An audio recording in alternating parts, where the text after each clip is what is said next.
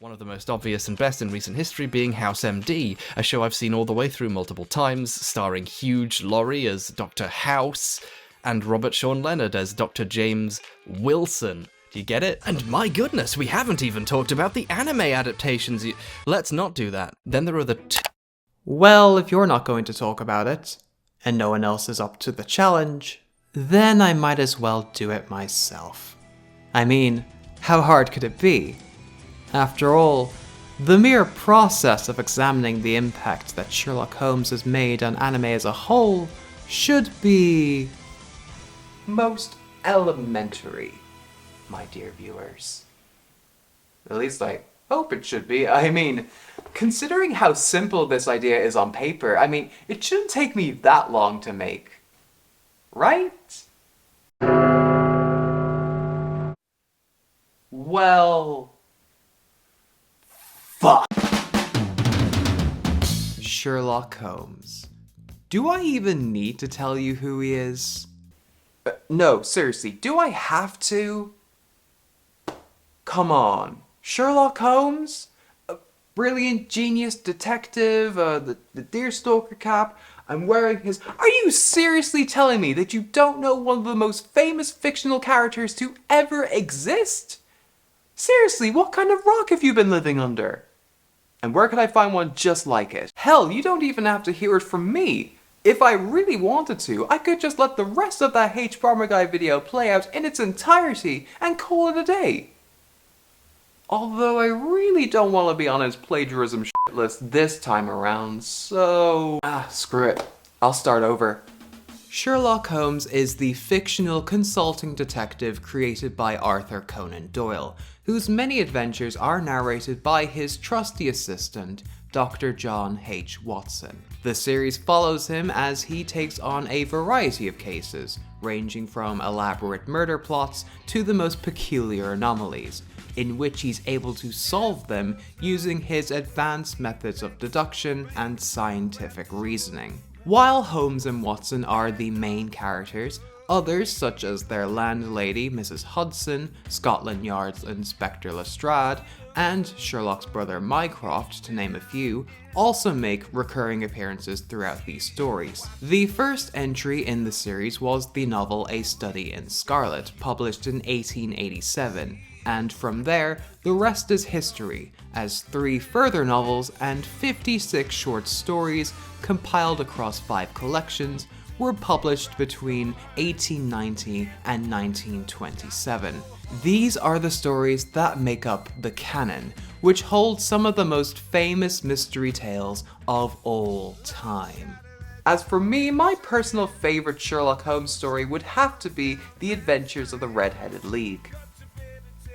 For no particular reason whatsoever. With his eccentric but magnificent ways of solving mysteries that were both clever and well constructed, Sherlock Holmes had established himself as probably the most famous fictional detective of all time. But even if you've never read the original stories, which I highly recommend you do because they're very, very good, you have most likely experienced them in one form or another. This is because he's been the subject of many adaptations over the years, to the point where he's become the most adapted human literary character of all time. From film and TV to comic books and video games, Sherlock Holmes has certainly made his mark across all mediums.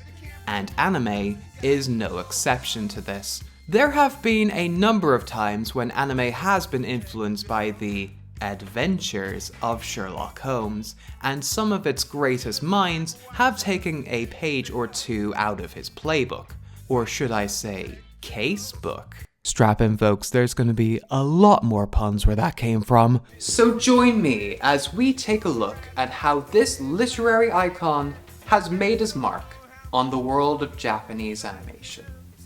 Deeg Wit everyone, I'm Irish Anime Fan, and today the game is afoot.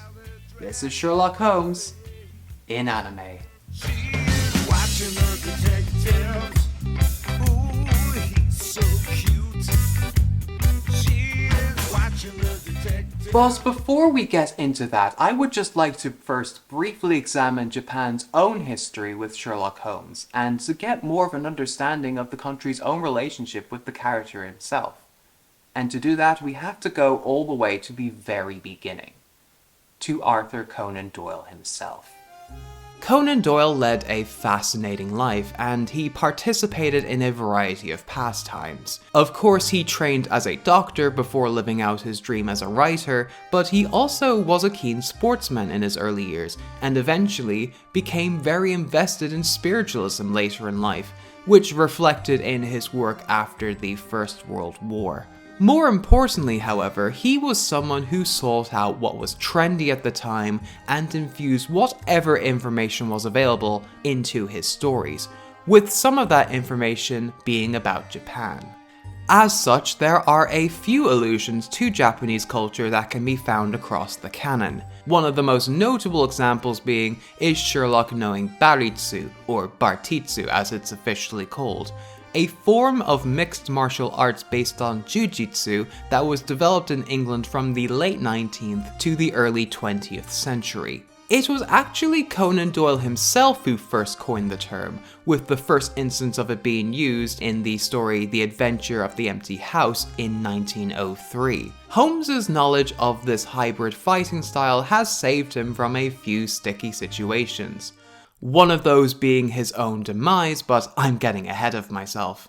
Anyway, back to Sherlock Holmes and Japan. His stories first made their way to the country in 1894, and the first short story which was published in Japanese newspapers was The Man with the Twisted Lip.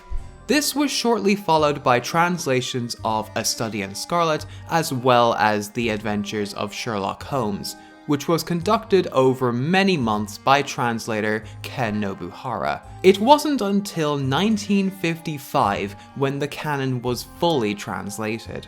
The country's fascination with the character grew from there, and, like with the rest of the world, Japan soon became infatuated with him. In 1977, the Japan Sherlock Holmes fan club was founded, and it remains one of the world's most prominent Sherlock Holmes societies. Additionally, in 1988, a statue of Holmes was erected in Karuizawa town to celebrate A Study in Scarlet centenary. His stories have been taught as part of the national school curriculum. He has been used as an educational resource to train rookie detectives in the police force to deal with logic and scientific reasoning, and, according to the fan club's founder, Tsukasa Kobayashi, he's apparently more recognizable than both the Beatles and Princess Diana. Although between you and me, that last claim seems like a bit of a stretch. But why did he catch on in Japan? Well, the country was going through a bit of a transitional period during the Meiji era when, after centuries of being closed off from the rest of the world, they were slowly but surely embracing more Western sensibilities. So when Holmes was brought over to the country at around this time, he was seen as a kind of representation for that, and thus emboldened their sentiment for desire and change. In the eyes of the Japanese people, he became, to quote Richard Nathan of Red Circle Authors, the personification of essential Western values, a virtuous individual, and an excellent role model. As far as British pop culture icons are concerned, Holmes made quite a considerable impression on their society. What followed were, of course, the adaptations, and Japan has produced some of the most unique adaptations of Sherlock Holmes we have ever seen. For instance, from 2014 to 2015, NHK produced the TV series Sherlock Gakuen, which retells the stories using puppets of all things. And in 2018, HBO Asia aired the first, and unfortunately only season of Miss Sherlock, whose modern gender-bent reinterpretation was hailed by both critics and fans as a refreshing take on the source material. And I think it's as good a time as any to finally start talking about the anime that has put their own spin on these classic stories.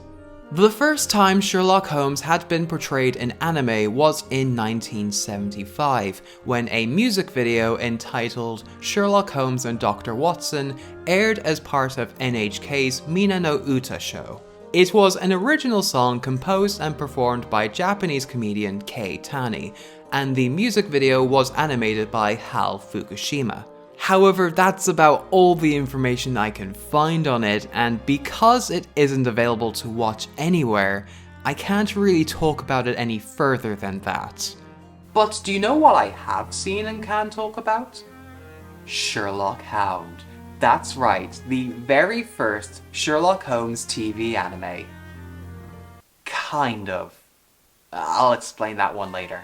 Sherlock Hound was conceived as a joint production between Japan's Tokyo Movie Shinsha and Italy's own public broadcaster, RAI, but only 6 episodes into its production, copyright issues arose from Conan Doyle's estate due to Italy's slow negotiation, which caused production to be suspended. What's significant about these episodes, those being episodes 3 through 5 and 9 through 11, was that they were directed by this very little known director at the time, you've probably never heard of him, called Hayao Miyazaki. But he had left the project by the time these issues were resolved, and we haven't really heard anything from him since then. I mean, it's not like he was responsible for co-founding a studio that would go on to produce some of the best anime films of all time, not only influencing their domestic industry, but the global animation industry as a whole. I mean, that's just ridiculous. I wouldn't expect him to do any of that.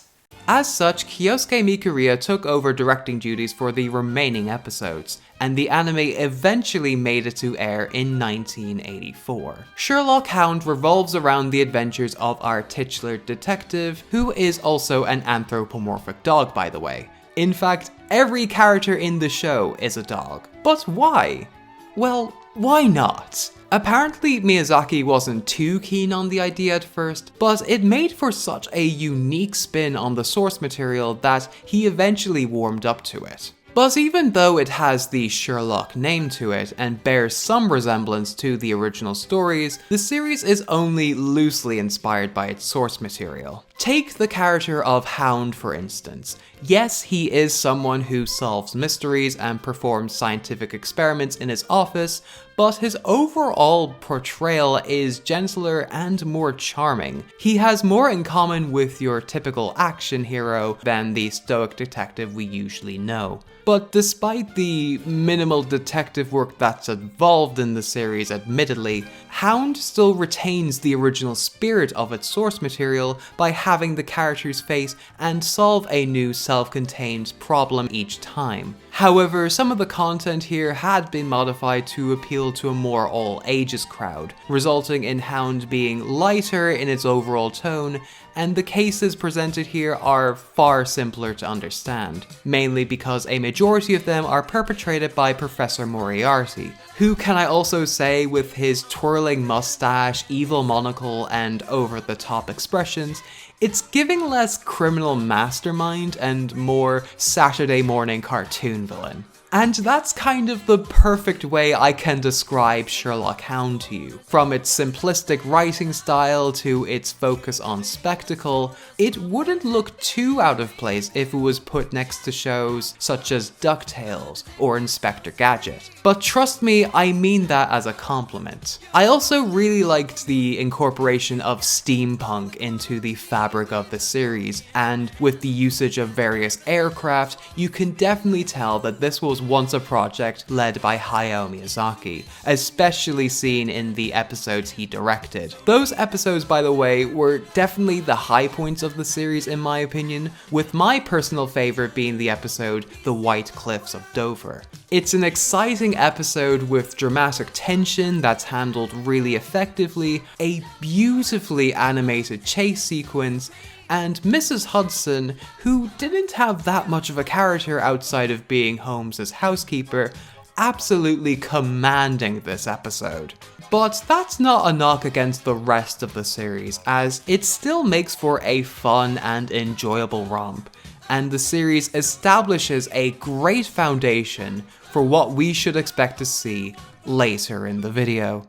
Oh, by the way, there's like 2 ways you can watch these episodes, how it was originally broadcast and the order that they've listed on YouTube. I suggest you just stick with the broadcast order because, well, the YouTube order is just kind of whack. God, this is giving me Haruhi flashbacks all over again. But while Sherlock Hound is credited as the first TV anime to feature the character and to adapt his stories, there is technically an anime that predates it by about 7 years or so. Do you all know what that anime is called? Well, I'll tell you. The anime in question is called Angie Girl. Angie Girl was a shoujo anime produced by Nippon Animation that aired in 1977. The series follows a young girl named Angie Islington, a daughter of an aristocrat who is appointed by Queen Victoria to solve mysteries in London, with the help of Inspector Jackson of Scotland Yard. I've watched a couple episodes of Angie Girl for this video, and while it's not terrible per se, it's still kind of dull and unremarkable. It's similar to other shoujo anime that were around at the time, anime like Flower Angel, Hello Sandy Bell, or Lady Georgie, which focuses on the main heroine's various escapades in an anglicized setting. But Angie Girl, unlike her contemporaries, is not nearly as interesting. If someone like Kenny Lauderdale wanted to riff on it for a video, then go right ahead, but I think you'd struggle to find any good material out of it. However, there is one problem when it comes to watching this show. Well, several, but again, I'll get to that later. The only version of the show that exists in its entirety is the Italian dub, and unless you are fluent in Italian, English-speaking audiences are pretty much out of luck because it has never been subtitled. Although that Italian OP is kind of fire, I'm not gonna lie. Angie, cara Angie Girl, dolce occhioni blu. But why am I even mentioning this show at all? After all, apart from its Victorian setting and the fact that they do detective work, if you can call it that, nothing else about it screams Sherlock Holmes. I mean, Angie isn't even related to him. Or is she? You see, while the original anime wasn't conceived in any way to be connected with Sherlock Holmes, that was an entirely different story when it was brought overseas. This decision was pushed by Western distributors in an effort to get more people invested and interested in the series, and as a result, they had to make some significant changes in order to make it fit the theme. With one of the most notable alterations coming from Angie, or should I now say, Charlotte, who was rebranded as Sherlock Holmes' niece, fighting crime and solving mysteries in Victorian London. This new rebrand was known as the Casebook of Charlotte Holmes, or Sherlock and Me in other countries and other territories. This was further emphasized by bookending each episode with these really perplexing live-action segments featuring Holmes and Watson, played by Michael Evans and Bernard Fox respectively. These are 2 very well-respected actors in their own right, and they're given material like this. Well, you could be glad of one thing. What's that? She is at least the prettier Holmes. You can say that again. And before you ask, yes, they did bring out an English dub as well. And it's, Where did you take the gorilla after the show today? He was safely secured in the chief's garden, and Tony, the boss's son, was tending him until the presentation to the zoo. I see. Then we'll start our investigation with the boy. quite something, alright. I would love to talk more about this version of the show, but I can't because the tricky thing is that this iteration of the show is kind of considered lost media, especially since it's been made out of print since 1990. The only reason I know of its existence is because of the user Kojima555, also known as Bargain Bin Anime, had a copy of one of their VHS tapes and reviewed it on their website. This review not only scrutinized the contents of the tape, but also provided some background information into how this dub came to be, and converted and uploaded snippets from the tape to YouTube. The original website link has since been defunct, but it is available on the Wayback Machine, and those videos are still up on their channel. But that review and those clips were at one point the only proof of this dub's existence. I could try and contact them to get more information out of them, but let's face it, it's been 15 years since that review came out, and I doubt they're in possession of it now. There have been some people that have tried to conduct searches of their own, but they didn't get far of it, and as a result they gave up, sort of resigning themselves to the fact that this dub may never be found. That was until April 2024, when, on the Lost Media Wiki forums, a user by the name of Harmony Omega made an interesting discovery. According to them, they had bought a set of 4 VHS tapes that were released in 1996, and one of those tapes, astonishingly, contained 2 episodes of the English dub of Sherlock Holmes. They also provided some public records detailing the show's US copyrights. After correcting and cleaning up the footage to the best of their ability, the tape was then uploaded to their YouTube channel for all to see. For what is, in my opinion, an unremarkable anime, this is still a pretty remarkable discovery. I know it won't be many people's top priority, but it's still exciting when lost media in any form gets discovered. It gives those who want to watch it some semblance of hope that the rest of the dub still exists and is waiting to be found somewhere. If you have any further information that could help these people on their search for Sherlock Holmes, then I'll leave a link to the forum page in the description below. Now that we've talked about some of the earliest examples, let's jump forward in time to something a bit more recent. An anime that truly brings the character into the 21st century. Something akin to CBS's Elementary or BBC Sherlock. Before season 4 came along and absolutely derailed everything to the point where it made me question why I even liked that show in the first place. If you couldn't tell, I'm still quite salty about season 4. Well, in 2019, Sherlock Holmes did receive that modern anime facelift in the form of Kabukichou Sherlock. On the east side of Shinjuku lies the city of Kabukichou, the heart of Tokyo's entertainment district. John Watson, a university doctor, is searching for someone who can help him deal with his particular problem. This eventually leads him to the Pipe Cat Bar. On top of it being a standard cabaret bar, this place is also the home to the Detectives' Row House, where 6 detectives compete with each other to receive a hefty reward for solving mysteries. And one of those detectives happened to be Sherlock Holmes, who is exactly the person John was looking for. John tags along with Sherlock and the remaining sleuths to solve a variety of cases in relation to the infamous serial killer Jack the Ripper. This, of course, being based on the real-life series of unsolved murders that occurred during the late 19th century, right around the same times as Holmes was being in publication. Because of this, the two of them have naturally been pitted against each other in many adaptations. And I do recognize that this is quite a popular angle to take, but it's not something I'm terribly interested in myself, and if I'm being honest here, Kabukichou Sherlock doesn't really do a great job of convincing me either.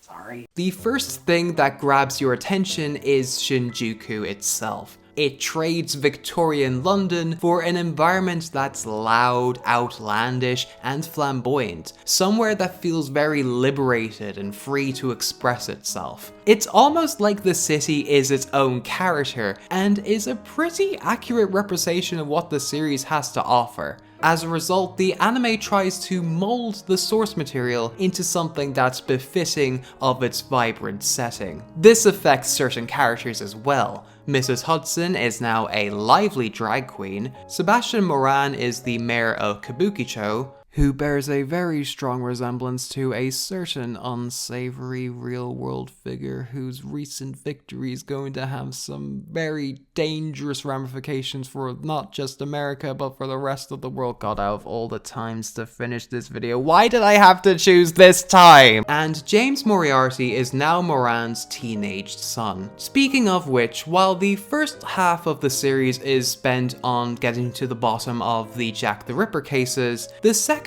half shifts its focus towards this version of Moriarty, diving deep into his past and to understand what drove him to become the person he is today. As a result, this Moriarty is treated more like a tragic character, especially when we get around to analyzing the relationship he has with Sherlock, starting out as friends to suddenly being on the opposite sides of the law. It's a shame that this wasn't really executed as well, but I do appreciate the effort that was made to make this version of Moriarty a more compelling character than he was in the original text. But that's not to say it completely rewrites the mythos, as there are some occasions where it stays true to the original source material. Take Irene Adler, for example. Even though her character only appeared in one story, that being A Scandal in Bohemia, that single story was so unique and progressive for its time that it's become one of Holmes's most iconic stories.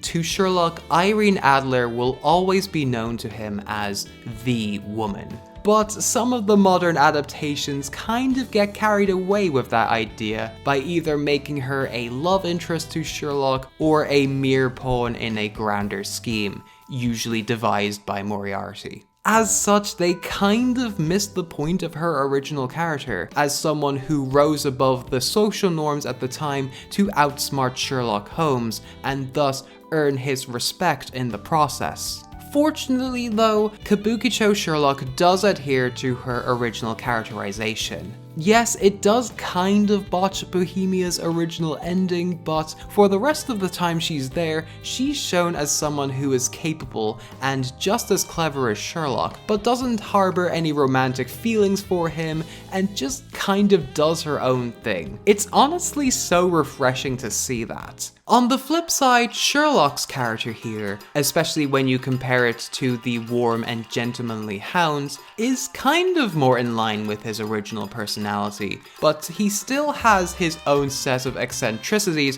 which sets him apart from any other iteration. He has a brilliant mind, but is generally antisocial and rude to most people around him, although that could be down to a hint of a split personality. However, an integral part of his character is that he is obsessed with Rakugo, and rather than merely stating his reasonings plainly, he instead explains his reasoning as though he was performing a Rakugo set, and thus puts his split personality to good use. His characterization here really fascinates me, because while he adopts elements from past portrayals, he still has his own unique qualities, which set him apart from every other iteration I've seen before. It feels like what a modern Japanese reinvention of the character would look like. With all that being said, there are still a few issues I have with the series. Firstly, it's partly a comedy, with a lot of slapstick and wacky innuendos thrown into the mix. And while some of the jokes do land and does fit the overall setting, my problem with it is that it doesn't really gel well with the more serious parts of the show. The comedy also detracts from the other characters. Watson is constantly seen as the butt of the joke. The way it treated some of its queer characters was a bit tone deaf, and the other detectives don't get that much development outside of fitting a certain detective archetype, and are frequently pushed to the side in order to make more room for Sherlock. I know his name is in the title, but this is ridiculous. For those reasons, it can become very annoying very quickly, but if you can look past some of its more groan-worthy moments, then there's a decent murder mystery story at the heart of it. Overall, Kabukichou Sherlock certainly puts its own spin on the source material, with its exuberant and stylistic interpretations of the stories being some of the most unique Sherlock Holmes screen adaptations I've ever seen. Are all of its modifications successful? No, but I will commend the series for taking those risks in the first place in an attempt to bring a fresh new perspective to this character. It won't appease everybody, especially if you're a die-hard Sherlock Holmes fan, but if you don't mind your adaptations playing a bit fast and loose with their source material, then I would highly recommend you check this one out. Sherlock Holmes has been adapted many times, but that doesn't mean that all of them are winners. In fact, there are quite a few adaptations that completely miss the mark and fundamentally misunderstand what makes these stories and these characters work in the first place. It's your Holmes and Watsons, your Sherlock Gnomes, your Season 4 of BBC Sherlock. I will never let that one go! And unfortunately, our next anime, that being Vampire Holmes, is one of those stinkers. Now, vampires have an interesting history with Holmes. The connection was first made in 1924, when the story The Adventure of the Sussex Vampires was first published. While in that story the existence of vampires was disproven, many fans have since wondered what would happen if Sherlock Holmes had encountered an actual vampires, especially Dracula. After all, both characters have had similar histories. They both emerged at around the same time, they are both pop culture icons in their own right, and the only other literary character to have more adaptations than Holmes is Dracula. So it makes sense as to why these two worlds would frequently collide with each other for mere crossover purposes, with the most notable example being Loren D. Esselman's 1978 novel, Sherlock Holmes vs. Dracula. But while that novel actually understands its respective source material, Vampire Holmes does not. You would think a show called Vampire Holmes would be pretty self-explanatory. The plot synopsis on various sources even says as much. But not only does he not hunt down a single vampire in this anime's entire run, it turns out that Holmes had actually been tracking down werewolves this whole time. So not only did you manage to completely mislead your audience, but you also wasted my time by making that last paragraph I wrote completely irrelevant. Do you know how much time I spent researching that? There are other inaccuracies as well, like the story, or lack thereof, being told by Mr. Hudson, and both him and Holmes live at 462 Elizabetha apartment. We're not even a minute into this first episode and it's already failed at being Sherlock Holmes. I know Japan is very stringent when it comes to its copyright law and how it treats its intellectual properties, but Sherlock Holmes is in the public domain. Why call your show Vampire Holmes if you're 1, not going to deliver on that promise, and B, not even get any of the basic details about him right? Outside of that, the anime is just terrible in a multitude of ways. Despite it being labeled as a comedy, none of the jokes land, not even ironically. The art style looks like it came straight out of those how to draw manga books, but even then that seems like too high of praise. And not to mention that it's barely even animated at all. You ran out of ink too, didn't you bastards? The characterization is practically non-existent outside of everyone acting stupid because the show thought, wouldn't it be funny if this genius detective was a complete idiot? And yeah, that has worked before, but without a clue, this show ain't. The plot is treated as a complete afterthought, so much so that the series' central mystery is solved off-screen, and Holmes never explains how he did it.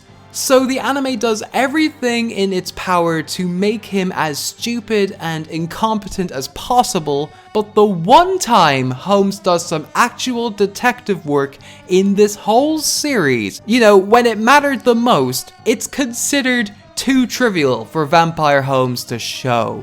The utter contempt it has for its main character and for its audience is unbelievable. On top of feeling pain and rage, the main emotion I felt watching this show was complete and sheer bewilderment. Why was this show made? Who was it made for? And how the fuck did they get Nobunaga Shizumaki and Ayahi Takagagi to sign on to this? But after some digging, I found out that this anime was actually based on a mobile game made by Yoshinobu Sena, who, by the way, also directed, produced, composed, and voices the titular lead in the anime. What a real auteur there. Cue my surprise when I found out that after watching something that felt like a piss-poor promotion of a cheaply made mobile game, was in fact a piss-poor promotion of a cheaply made mobile game, which has since been no longer made available for download. Which now begs the question, what purpose does this serve now? There's no other reason for why this anime exists other than to make a quick buck. How do I know this? Well, the show practically admits to this when, in the broadcast version, one of the episode's endings is egregiously blocked behind a paywall, and the show literally breaks the fourth wall to tell its viewers to buy the DVDs if you want to see the full thing. Are you kidding me? Not only do you completely mislead your audience and insult their intelligence after sitting through your show, you now expect them to pay money for this shit? You absolutely spineless fucking weed.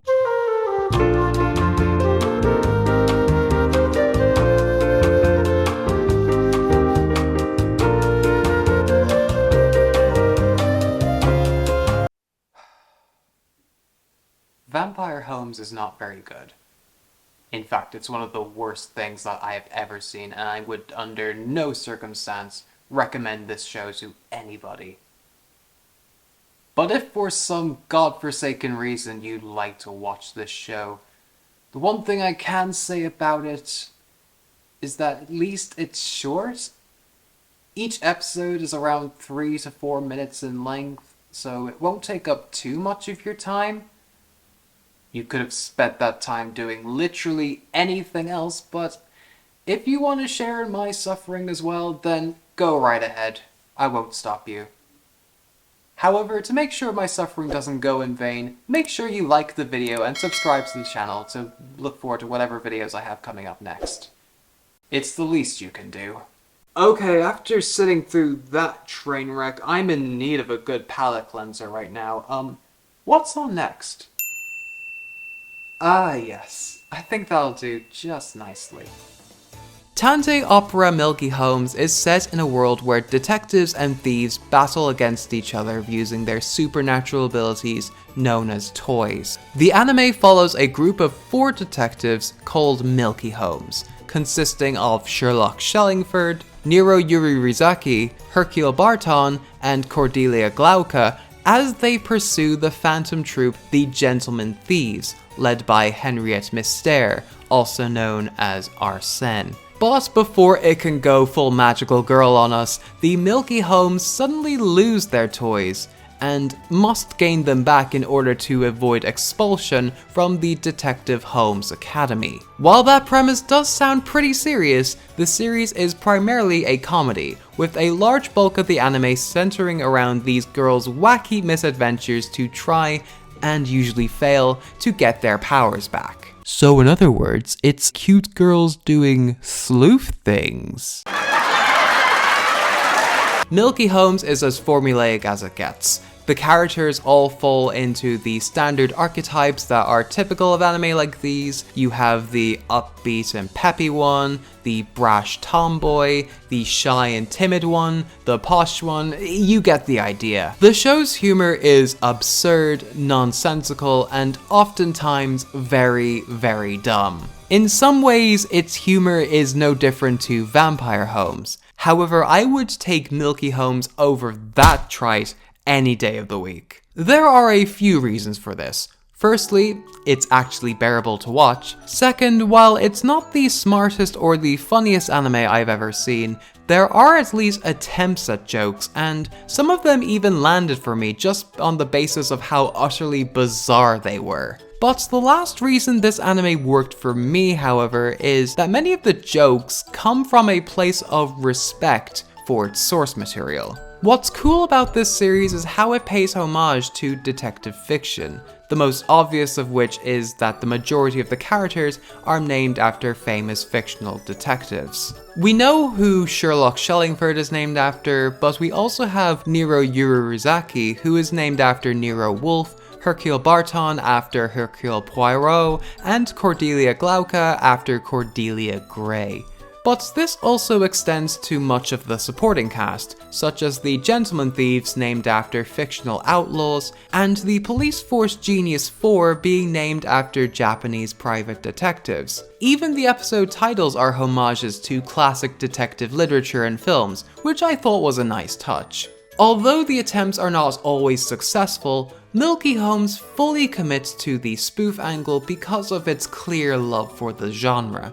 As we've seen, there's a lot more to this franchise than meets the eye. Yes, you did hear that correctly, this is a multimedia franchise. In fact, it was the first franchise to be created by Bushiroad.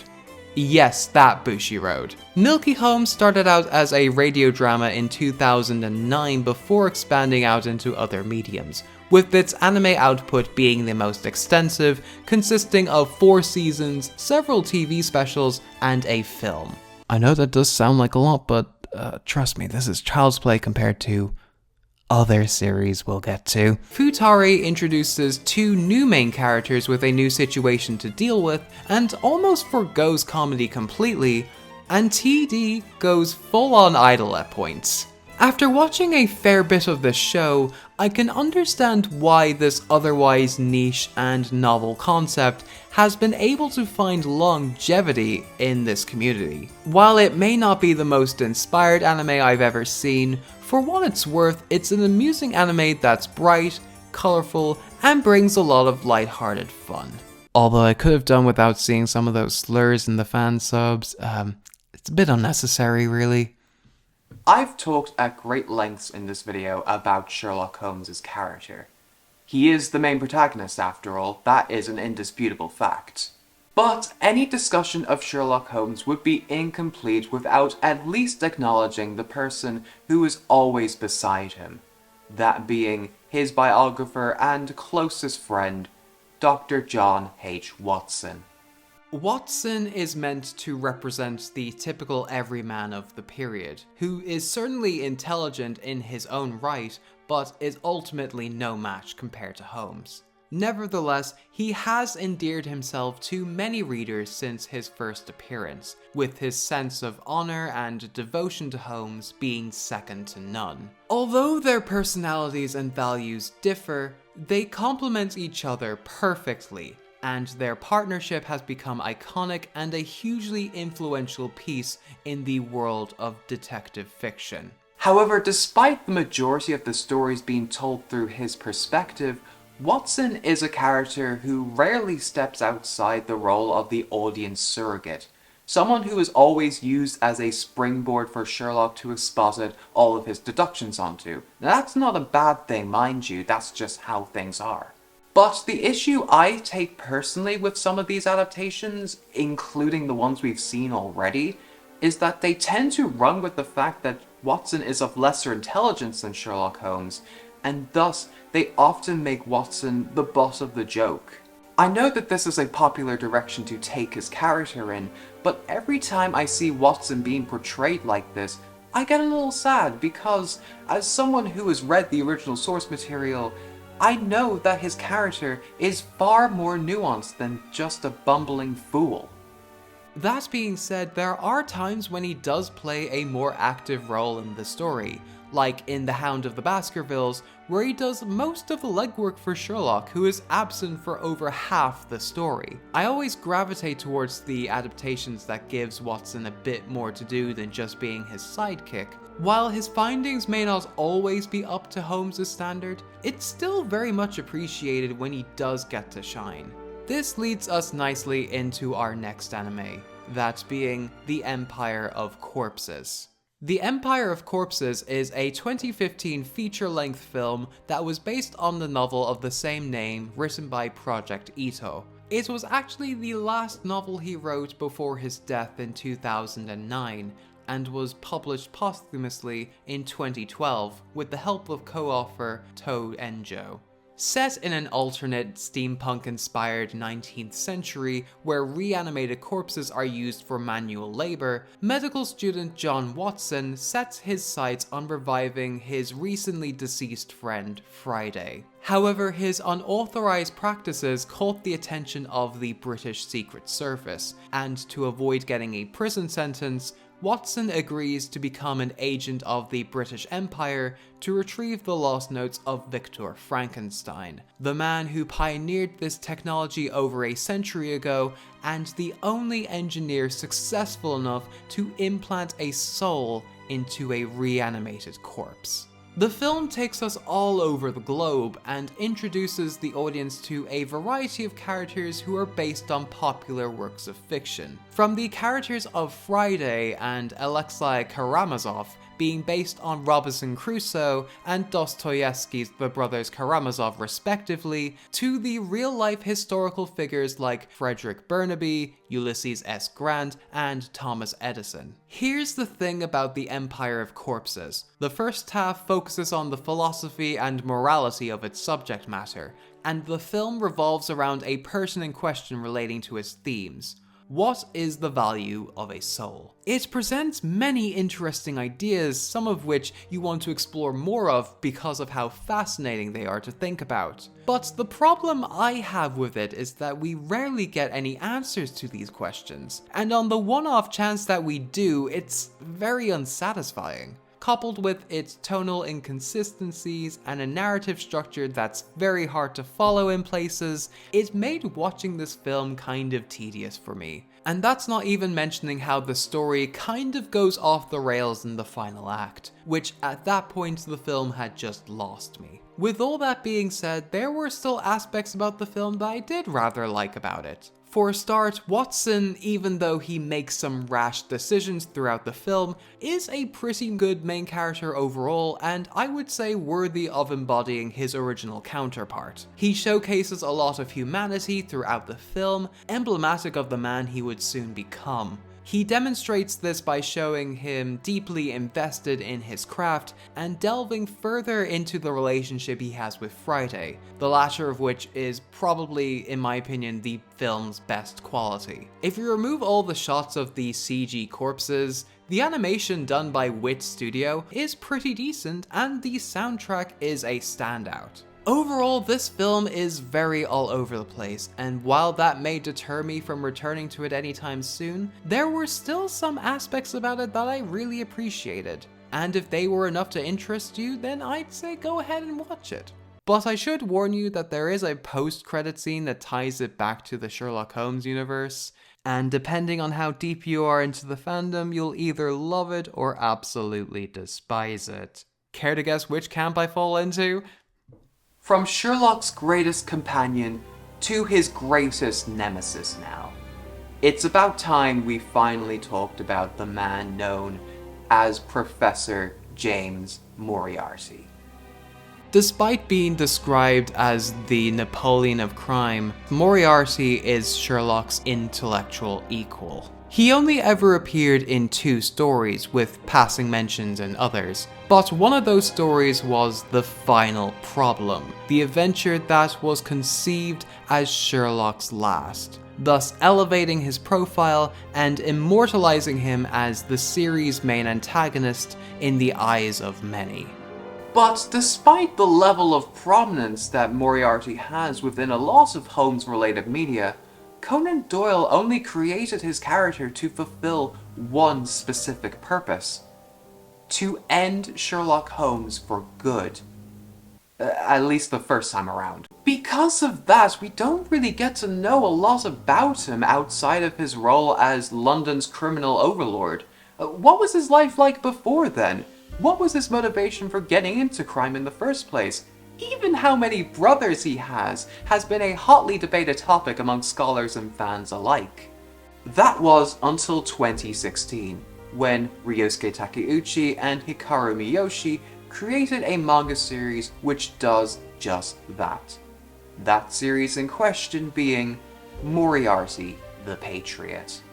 Moriarty the Patriot is, to my knowledge, the first piece of Holmes-related media to make Moriarty the protagonist. From there, we learn more about his life and what his main objective is, as we follow his rise from lowly street urchin to London's leading criminal mastermind. He and his brother Lewis are adopted by the Moriarty family on request of their firstborn son, Albert. Due to their shared hatred of nobility that their upper-class family benefits from, the three of them construct a plan to eliminate them, and for Moriarty to take the name and the identity of his half-brother, William. This is the first step in the brothers' overall goal to overthrow the corrupt British class system and collectively establish themselves as the Lord of Crime. So far in this video, we've got to see many sides of Moriarty, from Hounds' cartoonish villainy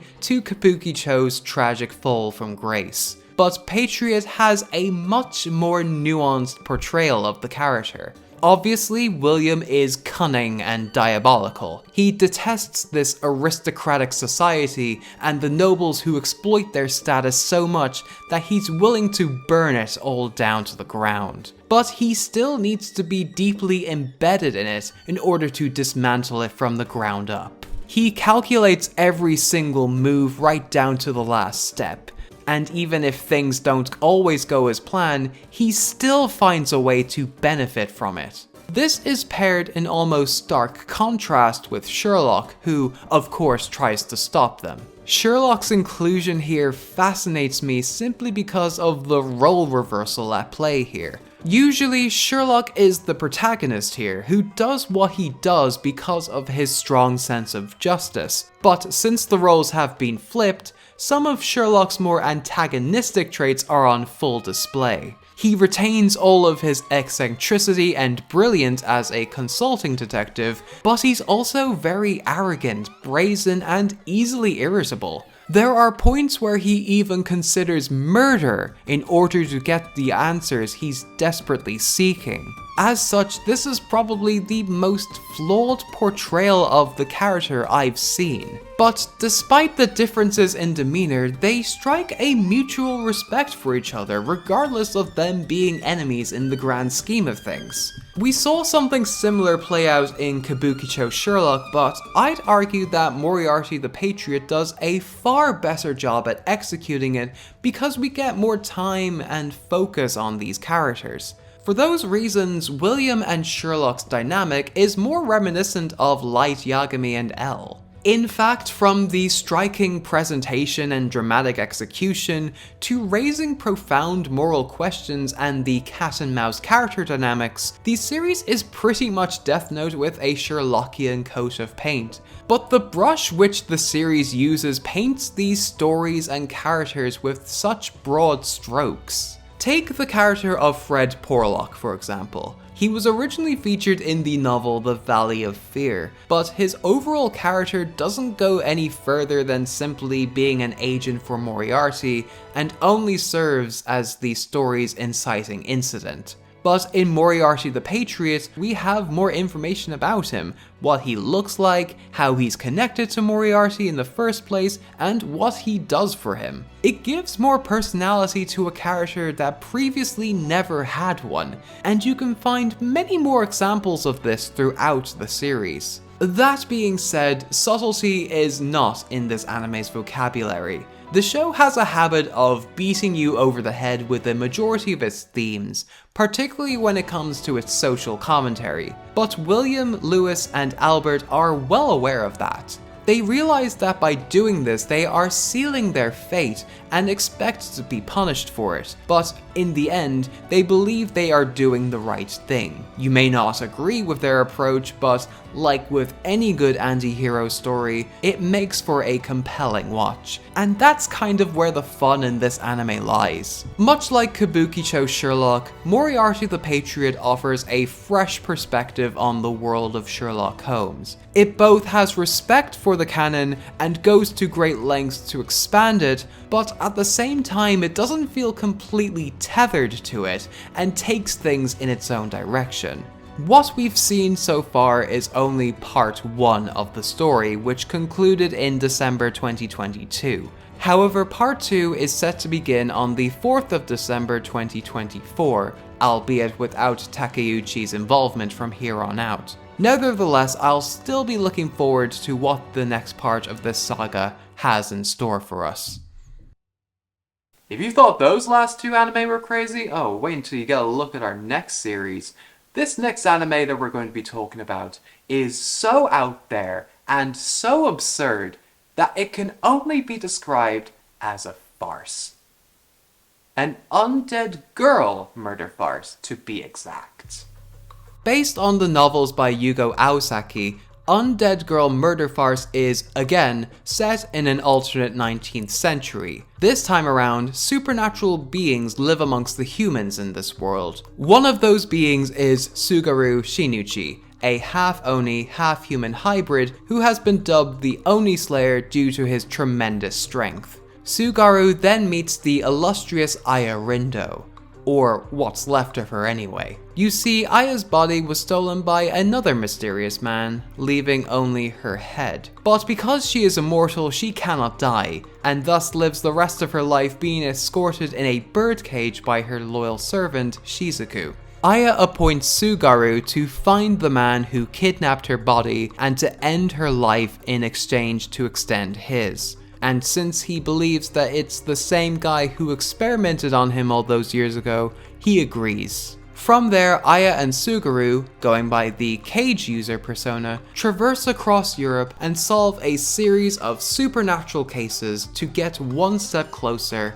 in finding their main culprit. The series initially presents itself as a rather straightforward mystery anime, as shown in their first case. It's pretty much a whodunit murder mystery, albeit with vampires at the center of it. Which is what Vampire Holmes should have been! Okay, I'm gonna let that thing go now. Aya is clearly the brains here, demonstrating her sharp logic and reasoning skills, some of which is being compared to Sherlock Holmes, while Sugaru is the brawn, who is involved in most of the fight scenes. It's pretty fun to see how they, as Japanese characters, interact with these distinctly European settings, and despite their bickering, they also enjoy each other's company, and their back and forth chemistry is what sells it for me. Furthermore, the case itself is pretty solid. But somewhere down the line, it takes a very drastic turn. Let's take the London arc, for example, where the main plot starts to kick into overdrive. The Cage User makes their way to London after being appointed by Phileas Fogg to stop Arsène Lupin and his new recruit Eric, better known as the Phantom of the Opera, in their tracks. It turns out Aya was one of 2 detectives brought onto this case. The other detective, of course, being Sherlock Holmes, who strangely looks like the 10th Doctor here. Does that mean I can come back? Oh yeah, and Watson's there as well. Seriously, who let that thing breach containment? Go back to 2013 where you belong! Their mission is to prevent Arsène from stealing the black diamond known as the Penultimate Night. Sounds straightforward enough, right? That is until later on, when a criminal organization known as the Banquet, consisting of occultist Aleister Crowley, the lesbian vampire Carmilla, the lumbering Frankenstein's monster, the infamous Jack the Ripper, again, and their leader Professor Moriarty, who just so happens to be the same man who took away both Aya's body and Sugaru's humanity, ends up taking the Penultimate Night for themselves. And the reason they are after Penultimate Night in the first place is because it has the ability to summon werewolves, and I hope you're taking all this down because this will be on the test later. Okay, that is a lot to take in, and I wouldn't blame you if you felt in any way overwhelmed by the sheer amount of information that was relayed onto you. But at the same time, that's also kind of the point of the show. A farce by design is a comedic work that relishes in the fantastical, the ludicrous, and the improbable. Undead Girl Murder Farce achieves this by escalating the plot to a point that goes beyond reason. And yet, it doesn't abandon reason entirely. You see, all of the madness and absurdity that the show presents to you is all kept together by its logic. All of the pieces are meticulously put into place, and each one of them is given a satisfying payoff, resulting in more of an organized chaos rather than go completely off the hinges. I know that all sounds very paradoxical and everything, but it's the only way an anime like this could work. I should also point out that the anime was directed by Mamoru Hatakeyama, who previously directed Kaguya-sama, and if you've ever seen an episode of that anime, then you would know that there is no better guy for the job than him. The directorial style he employed throughout the series, from the frequent paneling to its dynamic camera angles, also contribute to this increasingly elaborate and disorientating setup. If there's one issue I had with the series, it's that I would have liked to see a little bit more of Sherlock. In terms of his baseline character, it's a fairly accurate depiction of who he is, and I loved how he was introduced, but I felt he was kind of underutilized for the most part. Giving him a few more chances to interact with Aya or seeing more of how he navigates this unfamiliar scenario would have been so great to see. And now that I think about it, that pretty much goes for the rest of the literary characters, as their inclusion here feels more like set decoration rather than them having actual characters of their own. I would have liked to see this pushed a bit further because it's not every day that you get to see all these characters in the same room together, especially since this is the only time this occurs in the anime.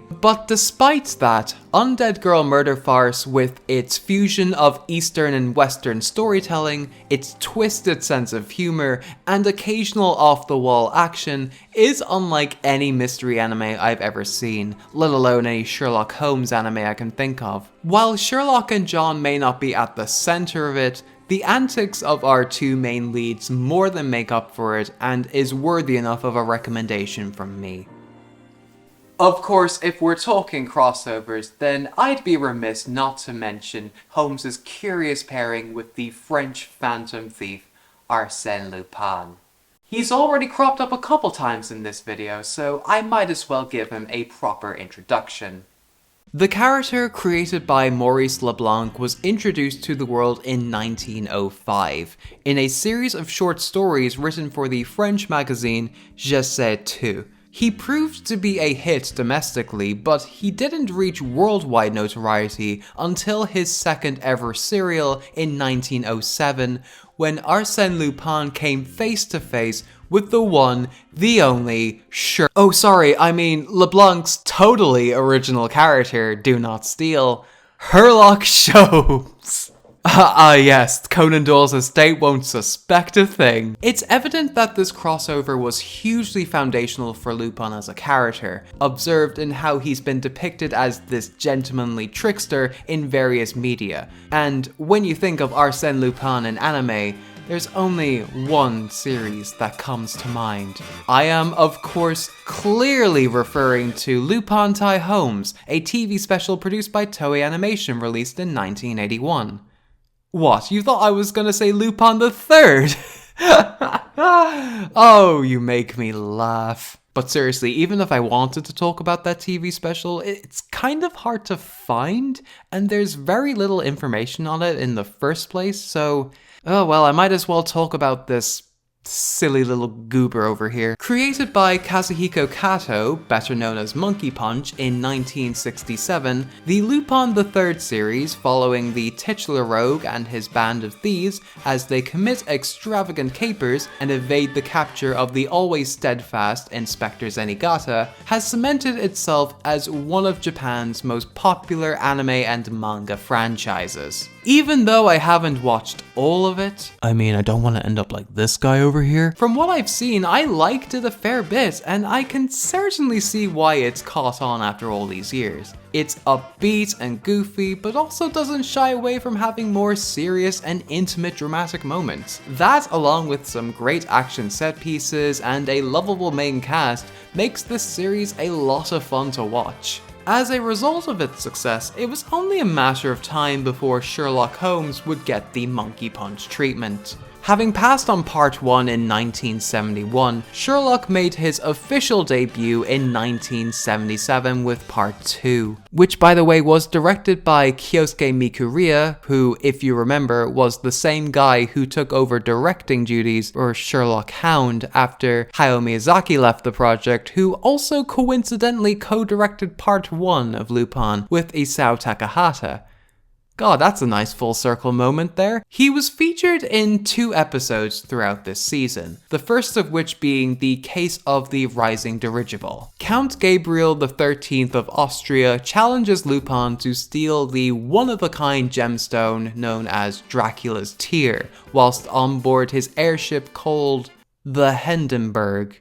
Oh, that's going to end well. Also called to board the doomed airship are 4 renowned detectives. Sherlock Holmes III, seen here referencing James Bond for some reason, Philip Archer, based on the private detective Philip Marlowe, Kosuke Kodani, based on the Japanese private detective Kosuke Kindaichi, and of course Inspector Zenigata, all acting as witnesses to the scene of the crime. So it's pretty much the film Murder by Death. This episode was alright, although it spent about half the time waiting for Lupin to show up to get the ball rolling. The detectives themselves are one-dimensional stock characters intentionally made to look incompetent, especially Sherlock Holmes III, who has some truly insightful observations.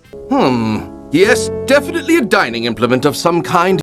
Yeah, no shit, Sherlock. However, once Lupin, Jigen, and Goemon appear, that's when the episode starts to pick up steam and then becomes a lot more enjoyable for me. The other episode was Searching for Lupin I's Treasure. News about the treasures that Lupin's great-grandfather purportedly stole from the US, UK, and Soviet governments are said to lie in his grave. Leading the operation to retrieve them is Holmes III. A completely different character from the one we saw before, by the way. It's up to Lupin and co to prevent Holmes III from reaching the grave and ruin his family's reputation. Out of the 2 episodes, I did slightly prefer this episode, mainly because there's a tiny bit more at stake here. Although it's not explored too thoroughly, the comments it makes about the legacy of both characters is an intriguing angle to take. Other than that, the assassinations accompanying Holmes III have some very wacky but still quite cool weapons, and there's even a nice little moment between Lupin and Zenigata in there. After that, Sherlock wouldn't be heard from again until he was brought back for a major role in Part 6, to commemorate the show's 50th anniversary. In this installment of the franchise, Part 6 promised to deliver on all fronts in terms of giving fans an experience they would never forget, including a proper cat and mouse chase between Lupin and Holmes in the first time in this series' history. Set in modern-day England, Lupin and the gang are in search of a treasure hidden by the Raven, a mysterious syndicate that pulls the strings behind the British government. However, he is pursued by Inspector Zenigata, as always, alongside MI6, Scotland Yard, and by Sherlock Holmes, who has been taking care of Watson's daughter Lily ever since he was murdered 10 years prior. And the person he suspects of murdering him is, you guessed it, Lupin himself. This all sounds very exciting, doesn't it? Like, what better way to celebrate 50 years on TV than by seeing these 2 historic rivals go against each other for a full series, culminating in the ultimate battle of wits. However, they left out one very important detail in their announcement of Part 6. The series was going to be split up into 2 halves. The first half focusing on the Lupin and Holmes plotline, while the second half focuses on a completely different narrative revolving around Lupin's search for a woman named Tomoe. Full disclosure, I didn't actually make it up to that point in the series because, well, it didn't really relate to my topic, but from what I've heard from others who have seen it, they've actually said it's pretty alright. Not the most amazing thing they've seen from Lupin III, but still nothing to slouch at either. It's a shame the same couldn't be said for the first half of this series. Apart from blatant false advertising, the main issue I have with this arc is, even though it's marketed as the Lupin vs. Holmes arc, only less than half the episodes are actually devoted to it. The rest of it consists of standalone capers that have almost nothing to do with the main plot. So for a series that was touted to have a big showdown between these two characters, it only takes up less than a quarter of its runtime. As such, the whole first core feels very disjointed and inconsistent. I also noticed that the animation and art style had suffered a bit of a downgrade, especially compared to its predecessors. I understand that the pandemic may have affected production in some capacity, but from its inconsistent line art to its use of CG cars, seriously, who thought this was a good idea? The animation for part 6 is not up to scratch. It's a shame it turned out the way it did because there's a lot to like about it. I liked how it tried to commit to the whole mystery angle, even though it ended up being a bit half-baked near the end. Lupin having a crack at playing detective was fun, and Sherlock is so well written here, I'm serious. He's a tragic character still reeling from the loss of his friend and also looking out for Lily. All of that stuff was very compelling, and I wish they gave that more attention because it is just that good. Part 6 showed a lot of promise, and by all accounts it should have been an easy home run, but unfortunately it didn't live up to expectations. It wanted to have its cake and eat it too, not surprising given the occasion, but it resulted in it being a mixed bag when it could have been so much more. And there you have it, folks. That is every anime that features Sherlock Holmes as a named character. Well, it seems like a pretty good point to end the video, right? I mean, look at how much time we spent talking about him. Oh my god, this is way beyond everything that I've done up to this point. I mean, it seems like the most optimum way to end the video, right? Well, I'm afraid, dear viewers, that we've only just scratched the surface when it comes to this topic. You see, this video's main objective is to examine and inspect all the ways that Sherlock Holmes has influenced the world of anime, whether that be adopting his methods of deduction, embracing his iconography, or emulating that classic Holmes and Watson's dynamic. Any anime that effectively utilizes these references are worthy of acknowledgement. Because if I'm going to conduct this investigation, I might as well do it properly. And plus, did you really think I would go to great lengths to look like this, only to talk about less than a dozen anime? I didn't think so. So without further ado, I am now going to blast through a few titles that were, in one way or another, inspired by the world of Sherlock Holmes. And for this next title, it seems like I gotta Sherlock in.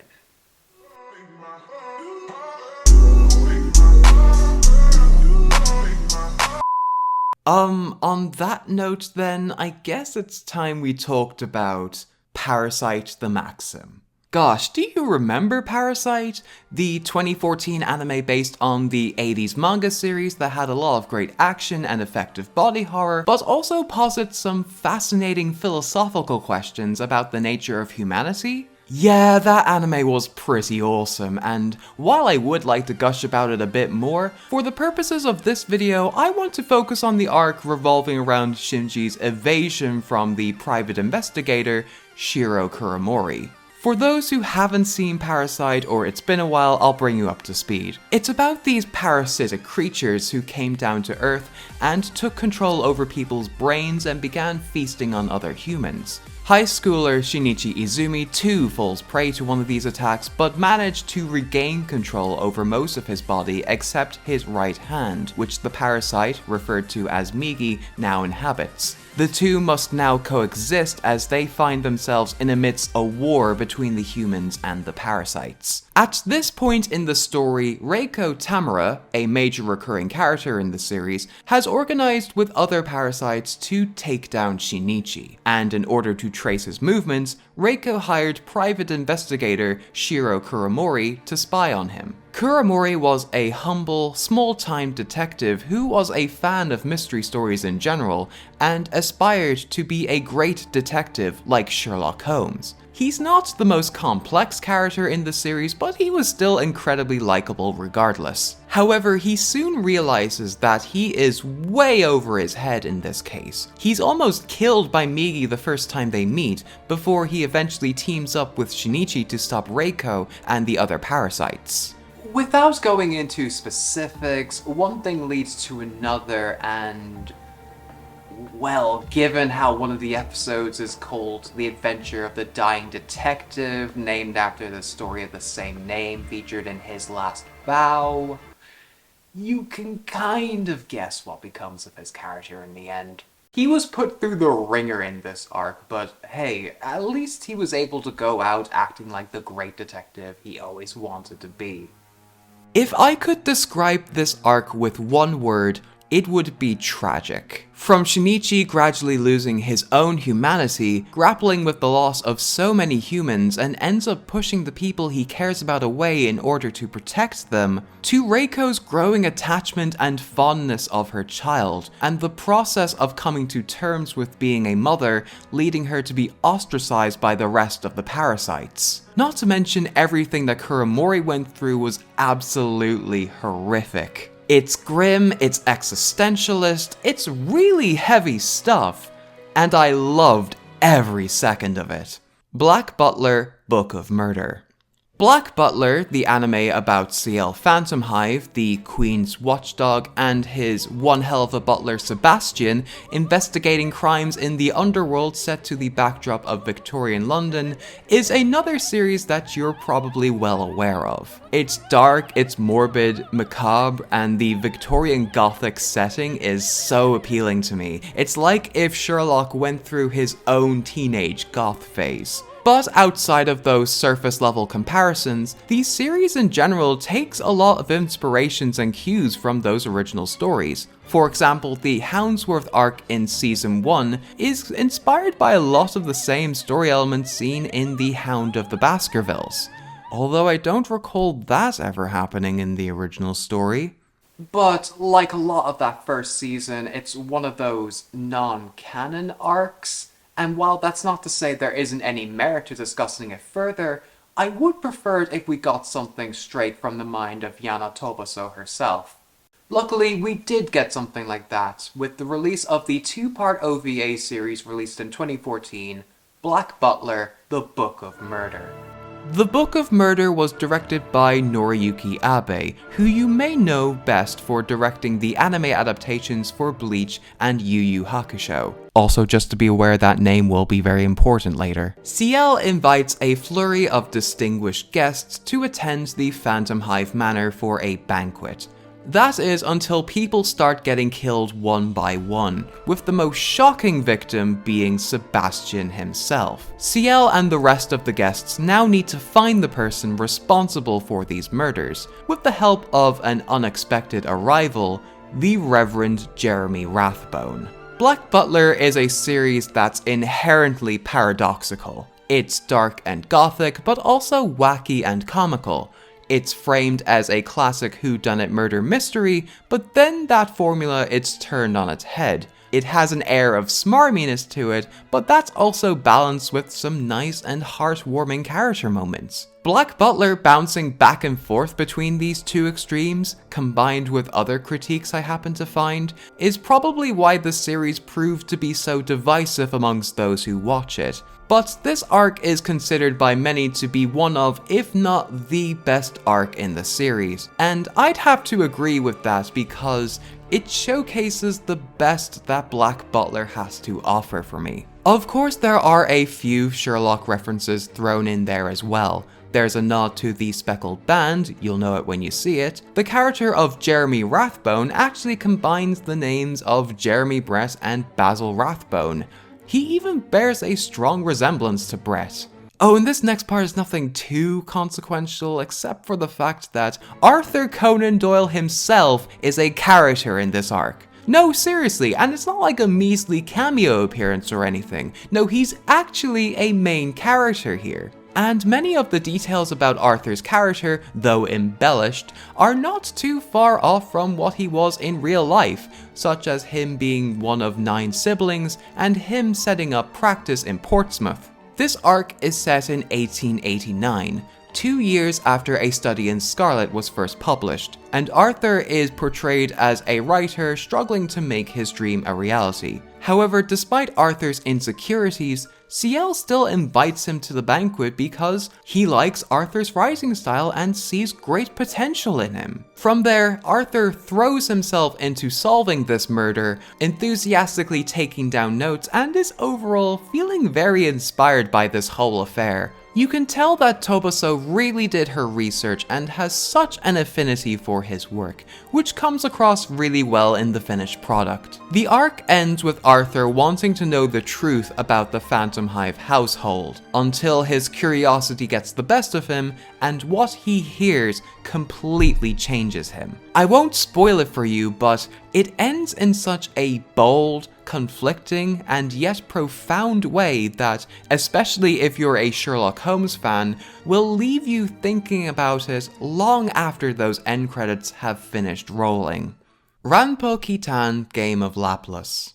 Speaking of influencing other writers, Conan Doyle had a considerable influence on Edogawa Ranpo, who was a major figure in the world of Japanese mystery and thriller fiction in his own right. You may also know of his name through other means. Many works have been inspired by Ranpo, including the 2015 anime series Ranpo Kitan Game of Laplace. Released to commemorate 50 years after Ranpo's death, the series follows Yoshio Kobayashi, who, after being framed for the murder of his homeroom teacher, finds a new lease on life as he solves crimes inspired by Ranpo's short stories. You can see Conan Doyle's influence throughout the series, especially with the inclusion of Kogoro Akechi, who is basically Ranpo's version of Holmes. It's a standard mystery anime in its form and structure, but it's presented through a dark and twisted style that is reminiscent of Ranpo's other big influence, Edgar Allan Poe.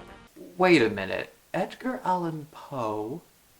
Edogawa Ranpo? Oh! I'll admit, I'm not too familiar with Ranpo's work, so I can't comment if this anime does his stories justice, but on its own, it was pretty decent. It's an acquired taste for sure, but if you can get over its peculiar tone, then it makes for an interesting watch. Now, if only they drew in the background characters. Spiral Bonds of Reasoning. Ayumu Narumi may appear to be your average high schooler, but he lives in the shadow of his older brother Kiyotaka, who is a famous detective. Ayumu, alongside the school reporter Hiyono Yuizaki, soon take it upon themselves to confront the Blade Children, discover who they are, and to uncover what their ultimate goal is. Spiral the Bonds of Reasoning does have some parallels to our British detective. Ayumu and Hiyono obviously have that Holmes and Watson dynamic going for them, Ayumu's aloof personality and stoic deductions, contrasting with Hiyono's bubbly disposition, making them quite the lively pair. There's also Madoka, the chief inspector and also Ayumu's sister-in-law, and her involvement in the story can be compared to Lestrade, a competent inspector in their own right, but frequently relies on the assistant of the protagonist to help solve the case. Finally, Ayumu's inferiority complex and the constant comparisons to Kiyotaka mirrors Sherlock's somewhat strained relationship with Mycroft. The series sets itself up to be your typical detective anime, but while those aspects are still present in the series, they take a bit of a backseat to tackle the overarching mystery surrounding the Blade Children. For me, I wish it had more of those pure mystery elements because they were executed quite decently, and overall the series itself felt kind of dragged out in places. But while it didn't end up being exactly what I was looking for, its central mystery was intriguing enough to keep me invested. If you enjoyed Spiral, then perhaps you would also enjoy Inspector, Kyo Shirodaira's other mystery manga with a supernatural twist. Holmes of Kyoto. College student Yagashira Kiyotaka, who runs his family's antique shop in Kyoto, is constantly referred to as Holmes. Even though it's just a nickname for him, to everyone else he possesses an identical ability of perceptiveness and extracting meaning out of his clients much like the great detective would. One of those clients is Aoi Mashiro, a high school girl wanting her items appraised so she could get a train ticket back to Saitama to tell off her ex-boyfriend for dumping her for her best friend. God, the joys of being a teenager. Admiring her intuitiveness and perhaps seeing himself in her story, he offers Aoi a part-time job at the antique shop, and from there they solve various mysteries. This show is part mystery, part romance, and part tourism campaign for Kyoto. The mysteries are a bit paint by numbers, it looks basic, and it doesn't give me a whole lot to say, but for what it is, I think it's serviceable enough. Pretty Boy Detective Club. To join the Pretty Boy Detective Club, you simply need to meet the following criteria. You need to be pretty, you need to be a boy, and you need to be a detective. Hey, I'm at least one of those things. Where do I sign up? This is what Mayumi Dojima finds out when she enlists the help of the eponymous club to take on a case revolving around her search for a star she saw 10 years ago. Each member of the club has their own special skill which is beneficial to them, and they are drawn to Mayumi's extraordinary eyesight to the point where they invite her to join the club. It's basically what you'd get if you took Ouran High School Host Club and made it a mystery anime. And since it was based off a series of novels written by Monogatari creator Nisio Isin, of course Shaft and Akiyuki Shimbo have to be involved with it in some capacity. Their fingerprints can be felt all over this anime, given how flashy it is from its maximalist art direction and colorful character designs to its fast-paced editing. But while that approach may work for Monogatari, I don't think it's executed quite as well here, especially when it overcompensates for the characters' lack of depth outside of their one core trait. It's a shame because it does look gorgeous at points, and while it's very much a style over substance kind of show, the style it does present is so striking that it's hard to avert your gaze. Woodpecker Detective's Office. Hey, I thought we were done with all the pretty boys.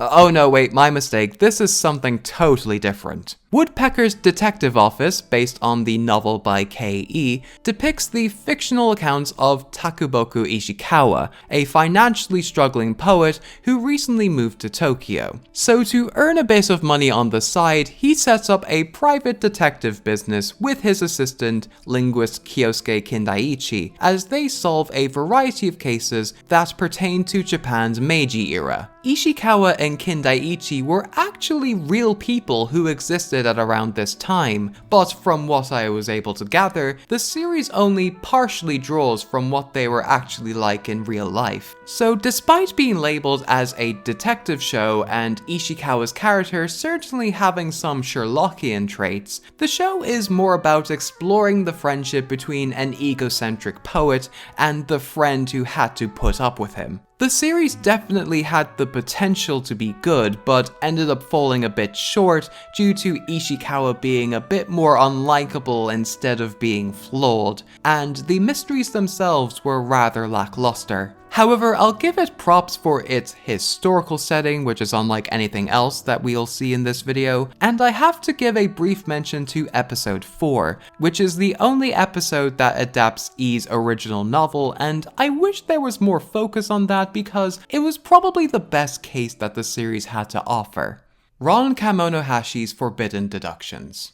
Ron Kamonohashi has a gift for deduction, being the top student at the Detective Training Academy Blue. However, following his expulsion from the academy, he is forbidden from being a detective and has lived as a recluse since then for the past 5 years. That is until Totomaru Ishiki, a young rookie detective, is asked by his boss to recruit Ron to solve a variety of unsolved cases across Japan without Blue knowing about it. Furthermore, he has this supernatural ability, which I can only describe as knockoff Gias, where he's able to temporarily control the culprits, usually giving them enough time to unalive themselves. But unlike Lelouch v Britannia, Ron can't help it when he uses it and is generally ashamed of himself when he does. So he needs someone like Ishiki to not only save the people from ending their lives, but to also save him in the process. We also find out later on that he is actually a 6th generation descendant of Holmes,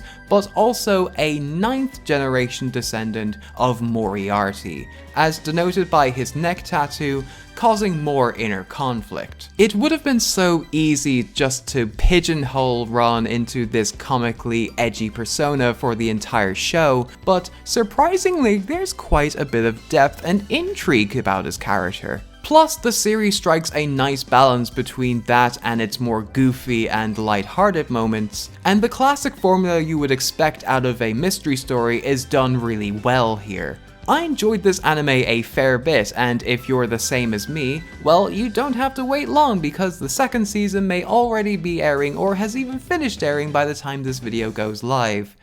Oh god, I'm really terrible at this whole YouTube thing. Aria the Scarlet Ammo.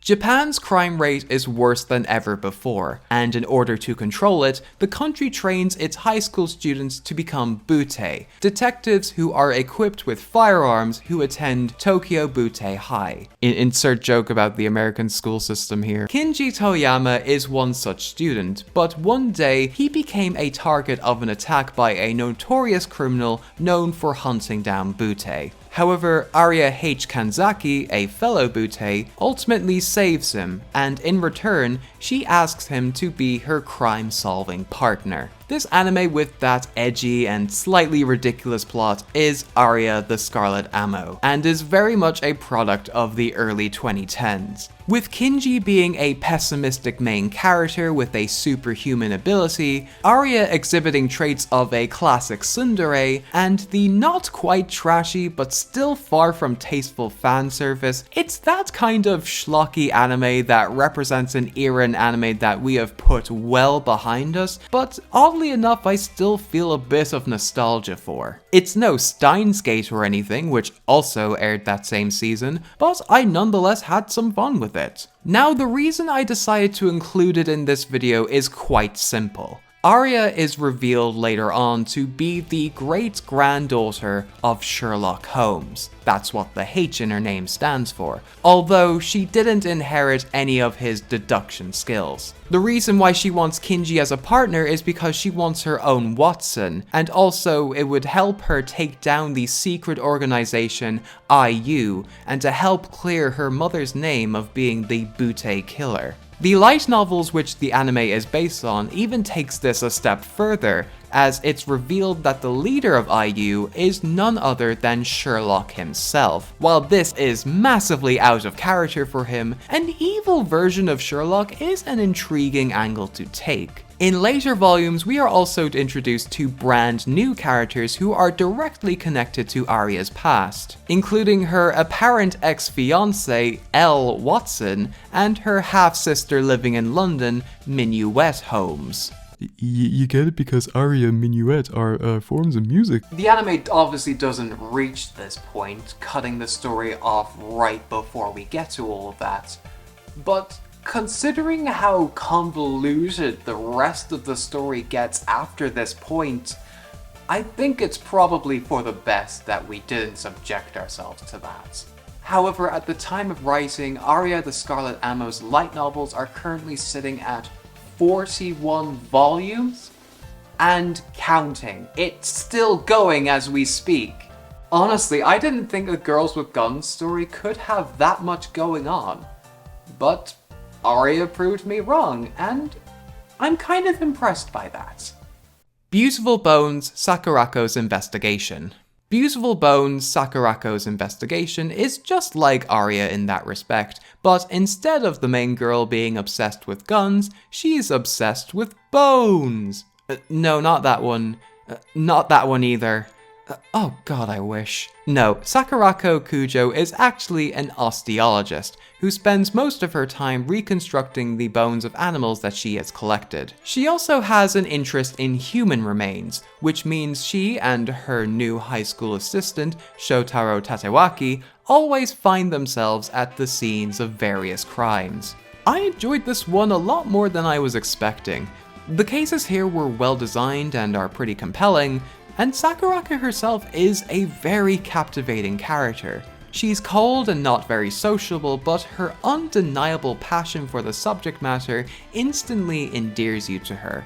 Sakuraka's deductions certainly have that Holmesian air to them as well, although they draw more from Cumberbatch more than anything. She even has her own mind palace, which I think is pretty neat. I just wish that every other character was as interesting as her, but nevertheless I still had a pretty good time with it. Also, a special mention needs to go out to the Techno Boys Pullcraft Green Fund for giving us an amazing score.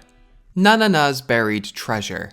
Jugo Yama is a student who recently transferred to a school on Nanae Island, founded by the students known as the Great Seven. But things get complicated when he finds out that the ghost of Nanana Ryujago, a girl who was murdered 10 years ago, has been bound to the apartment Jugo is currently renting. It's also revealed that she was one of the Great Seven who founded Nanane Island and has also scattered various treasures, collectively known as the Nanana Collection, all across the island. Obviously, with mysteries like these, you need to have a detective who can be trusted to solve them. Fortunately, the self-proclaimed master detective, Tensai EQ, and her assistant, Daraku Hoshino, accompany Jugo on his mission. I don't have that much to say about Hoshino other than he only serves to be humiliated in every episode, which I think is a shame for his character and makes me slightly uneasy on his behalf. But Tensai, on the other hand, is a really entertaining character. She has ambitions of becoming a master detective, and while she comes across as deluded most of the time, when she does apply her deduction skills, she's actually very good at it. She also shows a more vulnerable side to her, as despite her laughing at those who don't take her seriously, she still has a desire to be respected amongst her peers. Nanana's Buried Treasure was a strange anime for me because it didn't really know what it wanted to be, but for some inexplicable reason I still enjoyed the ride I took, and Tensai pretty much carried the entire show for me. Although maybe refrain from calling your assistant that next time, pretty please. Heaven's Memo Pad. Narumi Fujishima, an average high schooler, has long felt isolated from the rest of his peers. That is until his classmate Ayaka Shinozaki drags him along to join the school's gardening club, and from there, this is where he gets introduced to the residents of the ramen shop Hanamaru. This includes the shop owner Min and members of a detective agency run by NEET, led by Alice, the self-appointed NEET detective. Alice is an emotionless and childish girl who shuts herself off from the rest of the world and is surrounded by multiple screens and stuffed animals. She's like if Sherlock was more unemployed than he already was. However, she is shown to be somewhat of a genius, solving many cases from the comfort of her own room. She then persuades Narumi to join the agency as her assistant, which would make him her Watson, the rest of the NEETs her Baker Street irregulars, and Min as their Mrs. Hudson, if that makes any sense. It's a bit ridiculous to be fair, but I wouldn't expect anything less from a light novel adaptation. Now, there were parts of Heaven's Memo Pad that I did like. It had a really strong first outing with a compelling character drama with some surprisingly heavy subject matter at the heart of it, all being encompassed around themes revolving around the presence of technology in our lives. This angle may seem a bit ubiquitous now, but in 2011 this was perhaps a bit ahead of its time. But after that point, those good qualities kind of faded away, with many of the characters being bland, generic, and underdeveloped, and it also throws in some cheap fan service that doesn't really add anything other than it feeling misguided. Seriously, how do you tell a story that tackles teenage prostitution, but also felt it was appropriate to include scenes like this? In the same episode, no less. That aside, I would still recommend you check out that first episode. It's a good self-contained story that makes great use of its double-length runtime. The detective is already dead. Speaking of double-length first episodes, The Detective Is Already Dead has one as well, although I'd argue it's not as strong. Kimihiko Kimizuka is a walking disaster magnet. He always attracts unwanted attention and gets wrapped up in all sorts of criminal activity. That is until he meets Siesta, a silver-haired detective who recruits Kimihiko as her sidekick. This one encounter changes his life forever, as he and Siesta venture around the globe to take down criminal organizations and save countless lives in the process. But that all comes to an end when, spoiler alert, Siesta dies and Kimihiko is forced to move on. That is until he receives numerous requests to solve cases again, which leads to a greater mystery surrounding his former partner in crime. So, I've refrained from being too negative during this section because, while yes, some of the series I have talked about do have their flaws, I don't believe they're deserving of a Vampire Holmes level of thrashing from me. In fact, there were at least 1 or 2 aspects about each series which made them worthy of a recommendation from me. However, with this particular series, not only does it have its own set of problems, but it also manages to compound all the other grievances that I have with the series that came before it. And in my opinion, it's probably the worst offender out of all of them. The story is convoluted and disorganized, the writing is contrived with many of its cases lacking any kind of engaging hook or satisfying payoff. It has uninteresting characters that are devoid of any chemistry that the anime so desperately wants you to buy, and apart from some really cool animation in that first episode, the rest of the series otherwise looks very bland. Again, I blame all the CG cars for this. Oh yeah, throw in some unfunny jokes and some tacked on fan service, and you get an anime that ends up feeling very generic and uninspired. It's by no means the worst thing I have ever seen, but it's still far from good. And yet, despite all my complaints, I still can't bring myself to hate it. I can't even put my finger on why that is. It doesn't do anything particularly well or worth defending, but there's still something about it that endears it to me. I mean, considering the original light novel is still ongoing and the anime has been renewed for a second season, there's obviously something about it that appeals to so many people. Is it because I can see glimmers of a great series in there? Or is it just a massive guilty pleasure of mine? It's probably the last one, and I wonder what that says about me as a person. Whatever the reason may be, I for one cannot... Wait a minute, is that Shirakami Fubuki and Natsuhiro Matsuri from Hololive? What are they doing here? How do they even manage to score a gig like this? And why am I even drawing attention to this in the first place? It's probably nothing. Now, you may have noticed those last few anime that we talked about all had something in common. The main girl is the one who is the detective. Now, the idea of a female version of Sherlock Holmes is nothing new. In fact, I could find comparisons made between him and the Loveday Brooke stories written by Catherine Louisa Purkis all the way back in 1893. Since then, there have been many more instances of female protagonists in crime fiction tapping into their inner Sherlock Holmes, adopting many of his methods and his traits. Examples of these include the Lady Sherlock series written by Sherry Thomas and the Enola Holmes series written by Nancy Springer, the latter of which recently receiving 2 original movies produced by Netflix. And of course I've already mentioned Miss Sherlock earlier on in the video, meaning that Japan is already pretty adept at delivering a gender-bent version of Holmes all on their own.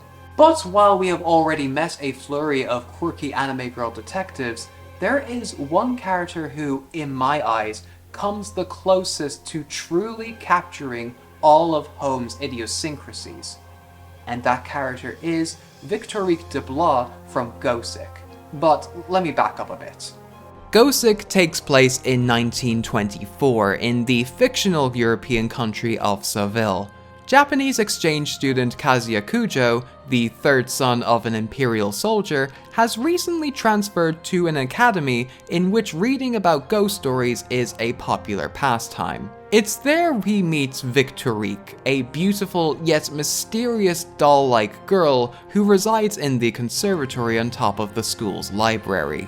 Being both outcasts at the school, they begin to solve mysteries that her half-brother, Inspector Greville de Blois, puts to her. However, the more cases they crack, the more they uncover a deeper conspiracy concerning the state of the country. Anyway, back to Victorique and why I think she's not only the best anime girl detective, but also quite possibly my favorite detective in all of anime. You're instantly drawn to her the moment she first appears on screen, from her striking character design invoking that gothic Lolita fashion sense, to her childlike personality, being blunt and indifferent one minute to being annoyed and exasperated the next. From that description, it would have been so easy to write her character in a way that has befallen so many characters of her ilk, but I give props to the original light novel author Kazuki Sakuraba and of course the anime screenwriter Mari Okada for giving us such a compelling character instead. What sets her apart from the other anime girl detectives we have seen is that she isn't pigeonholed into a specific archetype. Yes, she does showcase traits expected of your typical tsundere or kudere, but she is so much more than that. She can be aloof, guarded, and harsh, but she can also be caring, sharp-witted, and vulnerable. But the one trait that I find most amusing of all is her boredom. She constantly craves for cases, books, or just anything really to stimulate her mind and alleviate herself from said boredom, which is exactly the kind of thing Sherlock Holmes would do. Oh, and she has a miniature pipe as well. Does your waifu detective have a miniature pipe? Yeah, I didn't think so. But unlike other series that I've talked about, Victorique doesn't end up carrying the series for me. The rest of the anime is great in its own right, and part of that is down to the mysteries themselves and how they honor a part of the Sherlock Holmes canon that seldom gets covered. As we have established, Gosick is set in 1924, and the reason why that is significant is because it lines up nicely with the short stories that are featured in the Casebook of Sherlock Holmes, also known as the final set of stories in the canon. These stories are fascinating to talk about in a historical context because of where Arthur Conan Doyle was in his life when he wrote them. He was deep into spiritualism at this time, and part of his experiences kind of made their way into his writing. Case in point, this is the same collection which features stories such as The Adventure of the Creeping Man or The Adventure of the Sussex Vampire. Stories which have our characters face up against elements which are seemingly not of this world. But despite the odds stacked against him, Sherlock, always the champion of materialism, is always able to disprove the existence of these phenomena through logic and scientific reasoning. Gosick as a series does the exact same thing. It revolves around solving various cases related to various folk legends, whether that be ghost ships or ruthless alchemists, and the solutions behind them always have a logical explanation. This, alongside its pristine gothic atmosphere and the perfect chemistry between Victorique and Kujo, is what makes Gosick such an enjoyable watch and one of my favorite anime to come out of this video. But of course, none of this would be possible without Studio Bones, and to understand why that is, make sure you go and watch my Studio Bones video to find out. That is no longer a suggestion, it is now a threat.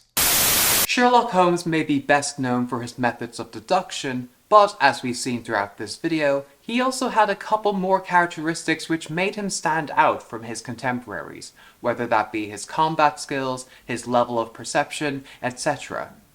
But what if you took those traits and made them their own characters?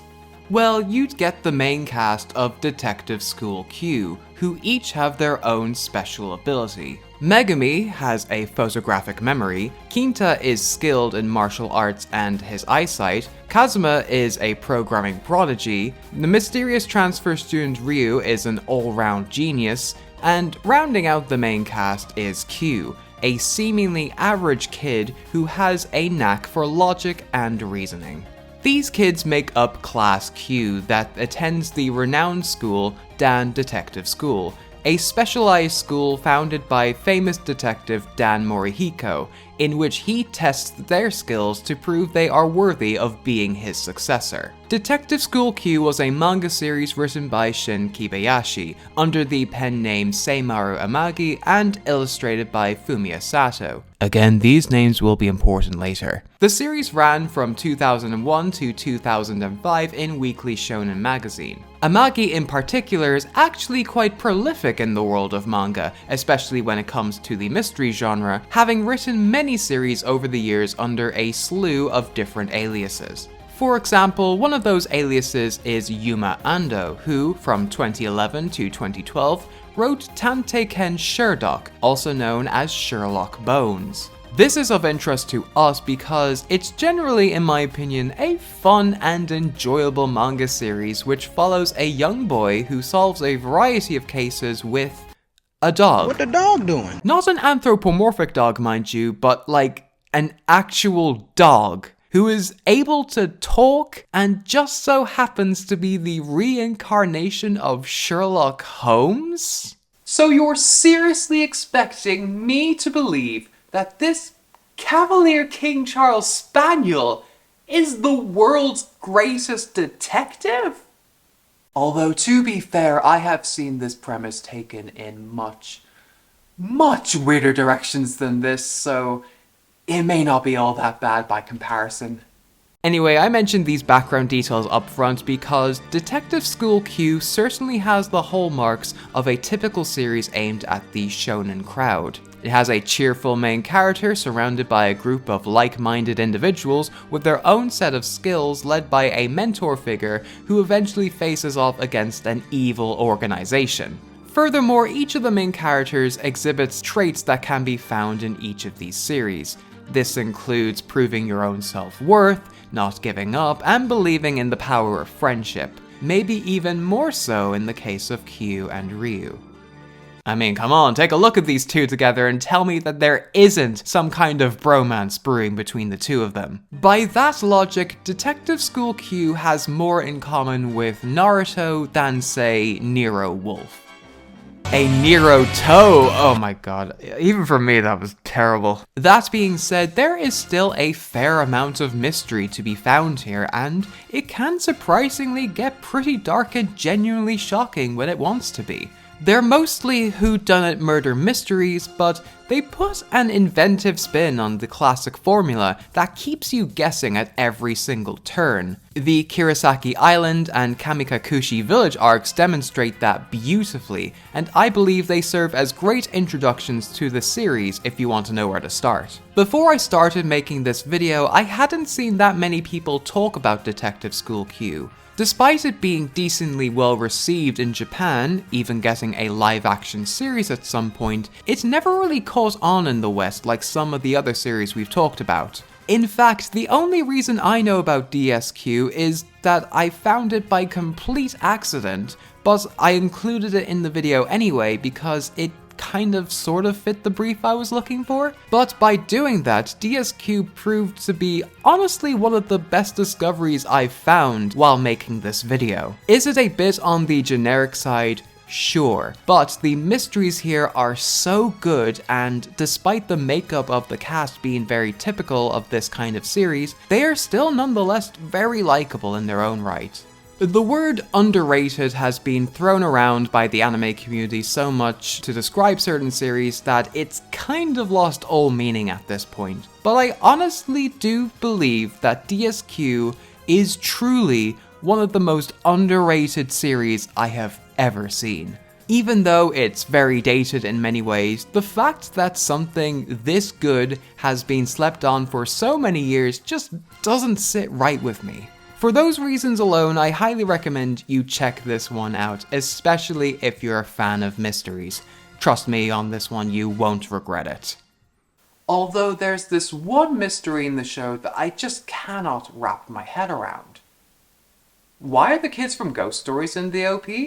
No, seriously, why are they there? Like, there has to be some kind of explanation for this, right?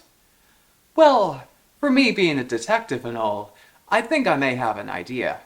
What do these two anime have in common? Well, not only do they share the same studio, Studio Pierrot, but they also share some key staff members, with the most notable member of the team being the series director, who just so happens to be our dear friend from earlier, Noriyuki Abe. See, I told you he'd be important later. Furthermore, Abe is also credited as the unit director for DSQ's first OP, the same OP that happens to feature the Ghost Stories kids. So there you go, that should be your problem solved, right? Oh, but that just raises more questions than it does answer. Like, does that mean they're in the same universe then? Like, do the events that happen in both shows happen simultaneously? Are they even aware that these events are happening around them at all? Oh my god, does that mean that there's an alternate universe out there where Detective School Q could have had a dub like this? Have you accepted Jesus as your personal savior? Look like my father and my brother after 9 months or something. I know now that it could never work between us. As much as we wanted to, it could never be. Not because you're a rabbit, but because you're black. Oh, I'm losing my mind!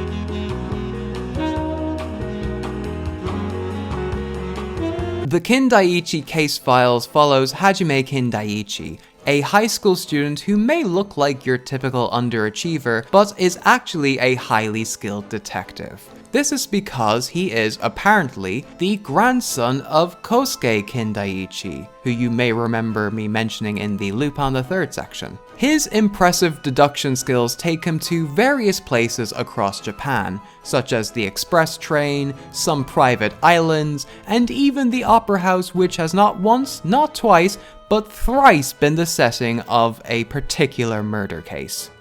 I think that place might be cursed. With the assistance of his childhood friend Miyuki Nanase, Hajime attempts to get to the bottom of some of the most disturbing and seemingly impossible murder cases, all in the name of his grandfather. The series started as a manga published in Weekly Shonen magazine from 1992 to 2017, before moving to the Seinen magazine Evening and subsequently to the manga app Comic Days, where it still continues to be serialized. It was co-created by Yosaburo Kanari and Seimaru Amagi, with illustrations done by Fumiya Sato.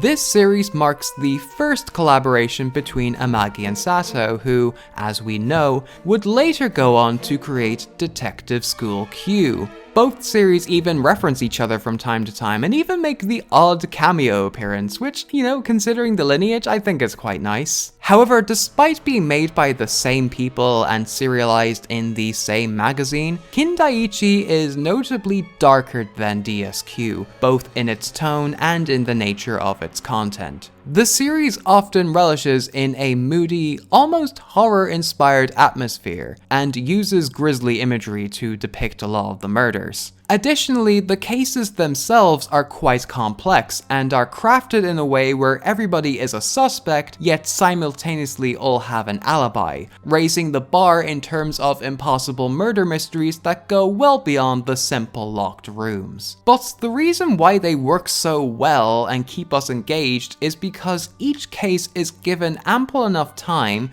ranging from 3 to 5 episodes, to explore every single angle and clue that the case has to offer. It feels like we're solving the case right alongside Hajime, and even when we have all the pieces laid out in front of us, the reveal of the culprit is never what you expect. Out of all the series we've covered in this video, Kindaichi Case Files is, in my opinion, the best anime that succeeds in granting the audience that sense of accomplishment. But for as great as this series is at its mystery crafting, there are still a couple of minor things that hold the series back for me. The first is that it's generally very light on story and character development. Hajime and the rest of the main cast don't change a lot throughout the story, even though some of them have been put through times which should have been seen as a bigger deal. Oh, I guess we're just going to gloss over the fact that you were nearly convicted of a crime that you didn't commit, or the several occasions where you almost died, or that you keep forgetting that this opera house is cursed. Why do you keep returning to it? You can skip or jump ahead several episodes at a time,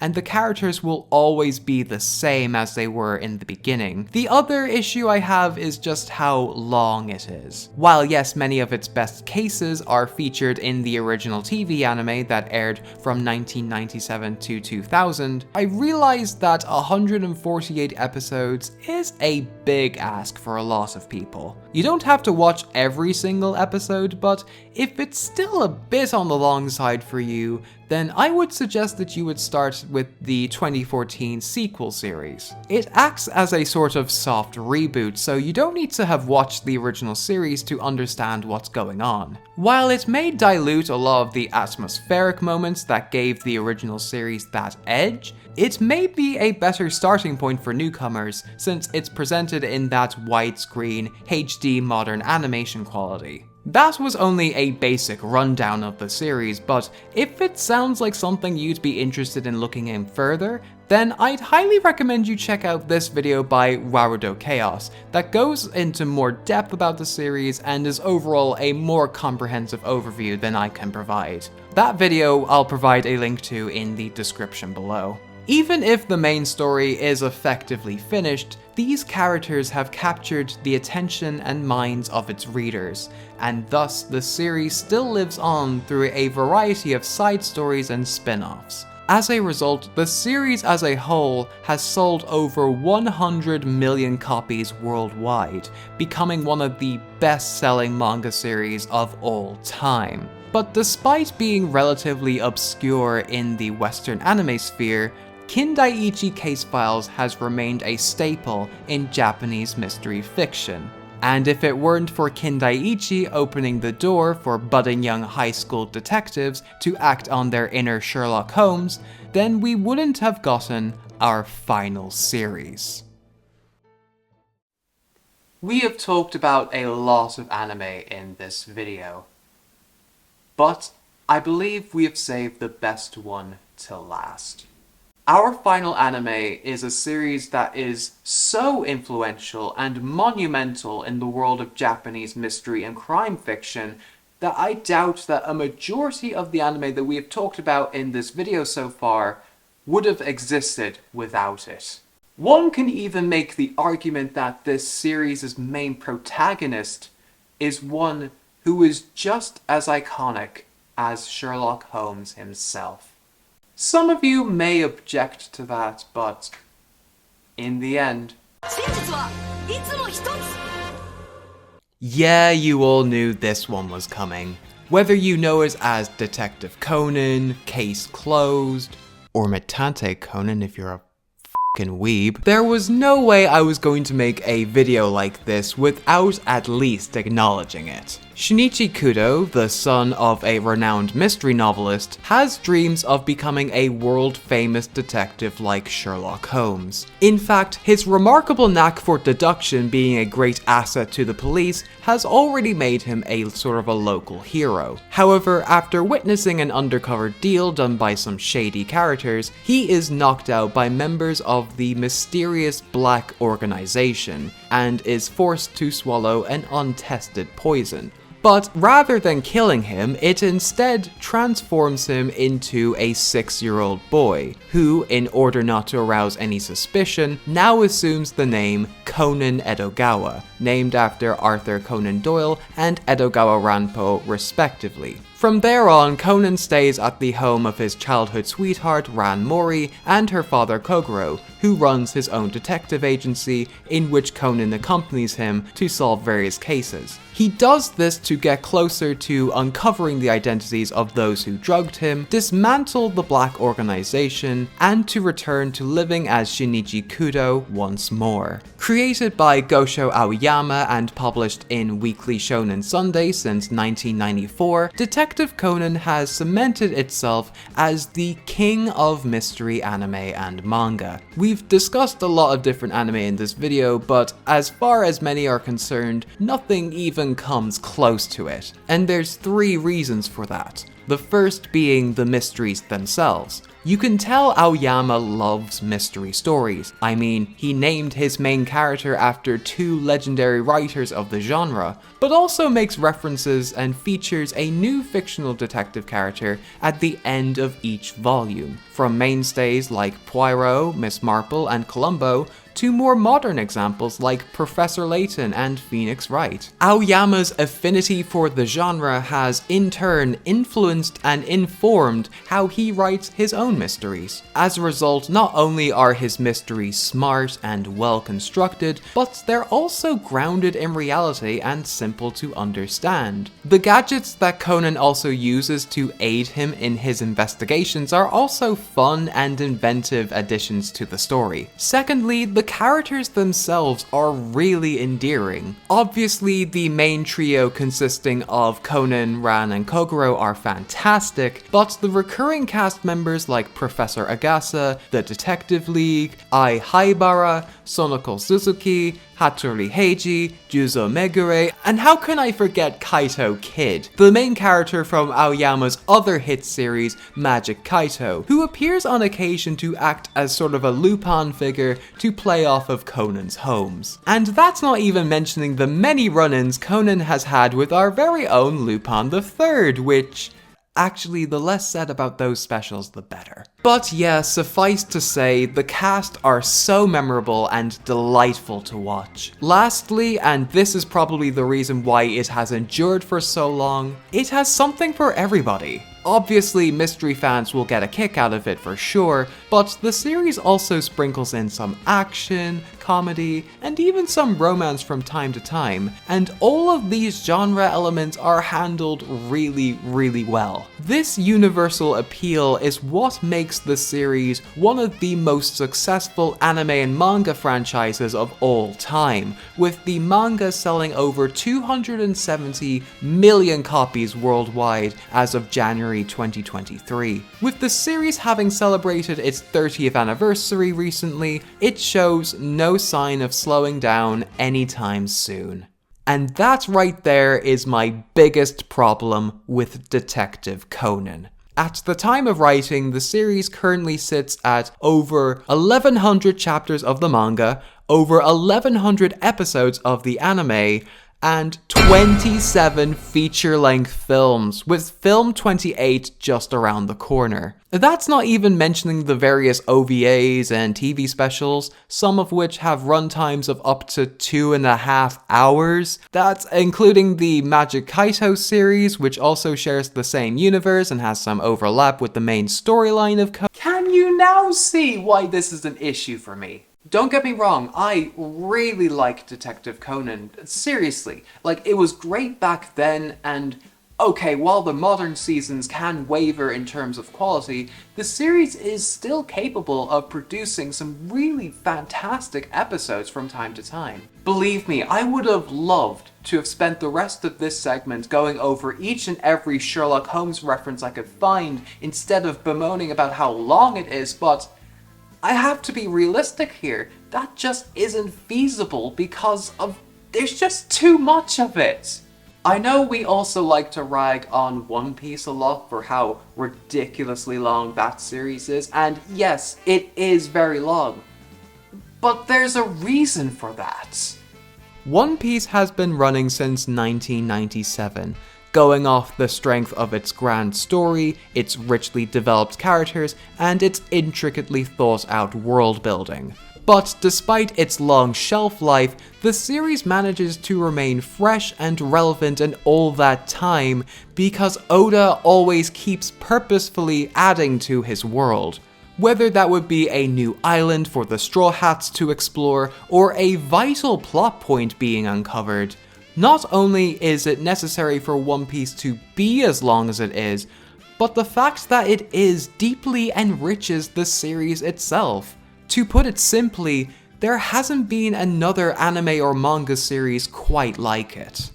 I know we joke all the time about how One Piece is seemingly never going to end, like it's just going to outlive all of us, and it's just going to keep going until the end of time. But it is coming to an end. In fact, we are in the final stages of the story as we speak. We are that much closer to finding out what the elusive One Piece actually is. We may not know how much longer that's going to take given Oda's track record, but at least we have some confirmation from the man himself that one of the greatest stories that anime and manga has ever told is going to meet its end one day. Now, let me ask you this. Can you really say the same thing for Detective Conan?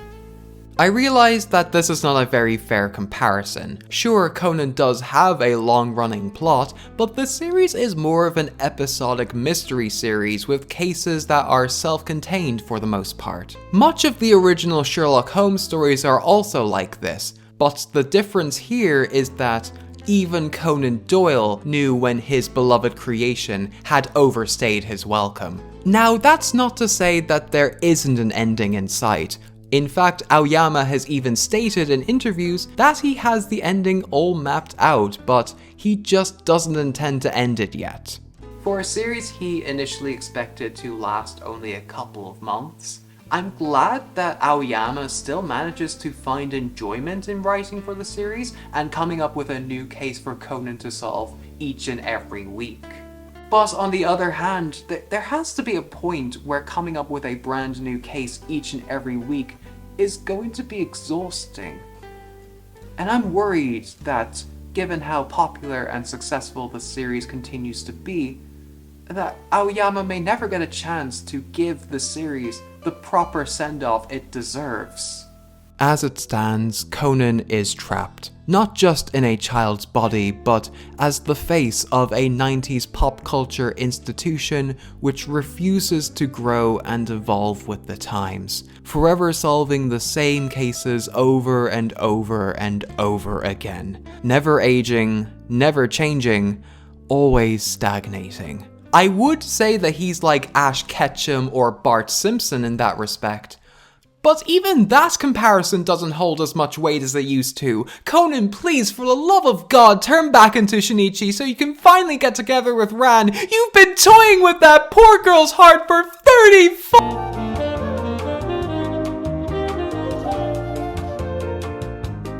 All I ask is for something. Anything in this franchise that distills the influence Sherlock Holmes has on the series itself and which I can talk about without it taking up my entire damn life. Oh, if you exist out there, please give me a sign!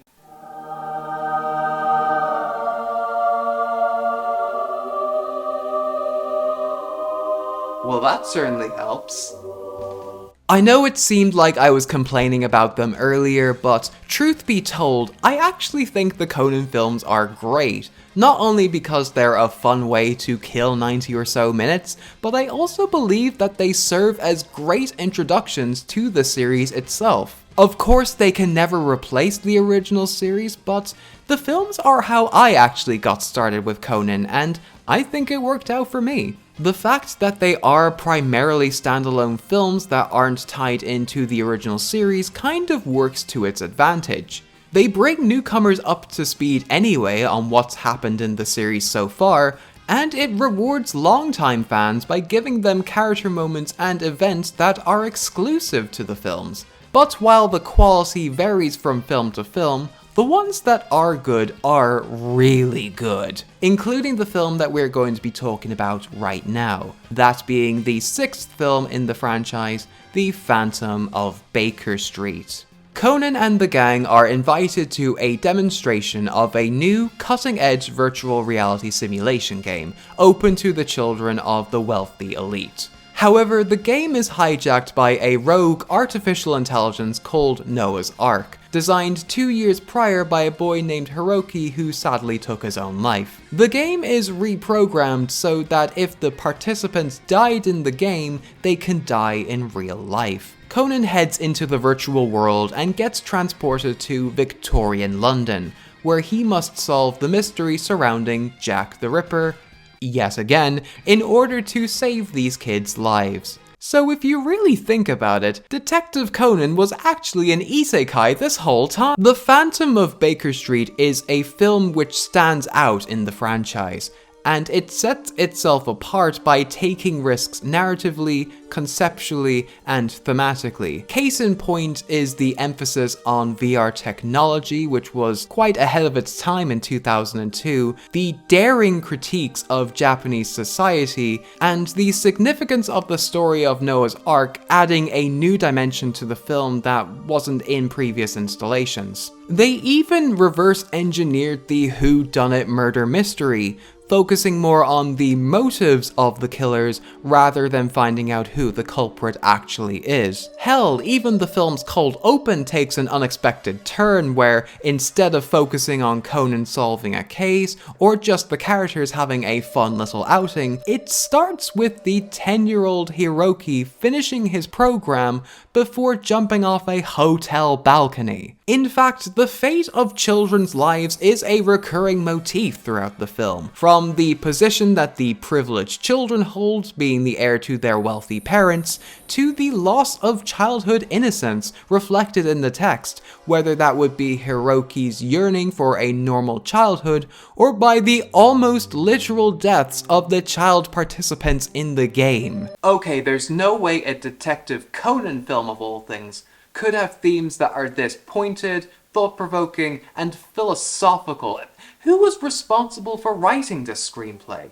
The film was directed by Kenji Kodama, who has been with the franchise since the beginning of the anime, and also directed the previous films up until that point. However, instead of getting Kazunori Kochi, who again wrote the scripts for the previous films, they instead brought on board acclaimed screenwriter and mystery novelist Hisashi Nozawa to pen the story. From what I was able to gather, Nozawa's writing style tends to focus more on complicated family dramas, and in terms of detective fiction, he favors more hard-boiled police procedurals, which can often veer into the nihilistic. You would think then that these two opposing styles would clash with each other, but surprisingly, they work really well with each other, resulting in a finished product that is not afraid to tackle pertinent issues without it losing that Detective Conan charm. Another draw to this film is its setting. The city of Victorian London is deeply imbued in this warm orange hue emitting from its street lamps, but the lighting is stark and the air is thick, which makes it the perfect backdrop for a murder scene. I should also point out that this is the last film in the franchise to be animated on cells, and you can definitely tell that by the level of detail and the ways that the colors just pop. I mentioned the setting as well because of the possibility of Conan actually coming face to face with Sherlock Holmes himself. I mean, wouldn't it be exciting if these two characters banded together to solve a case together, let alone a case as infamous and as important as the Jack the Ripper cases? I mean, the level of the game they're playing was designed as such, so yeah, let's bring it on. However, when the gang eventually arrive at 221B Baker Street, they find out that Holmes and Watson have actually gone off to Dartmoor. Well, that's kind of a bummer. However, while they might have been absent from the film, Conan has a moment with every other notable character in the canon, such as Mrs. Hudson, Moriarty, Sebastian Moran, and Irene Adler, although the way they described her here kind of irked me a bit.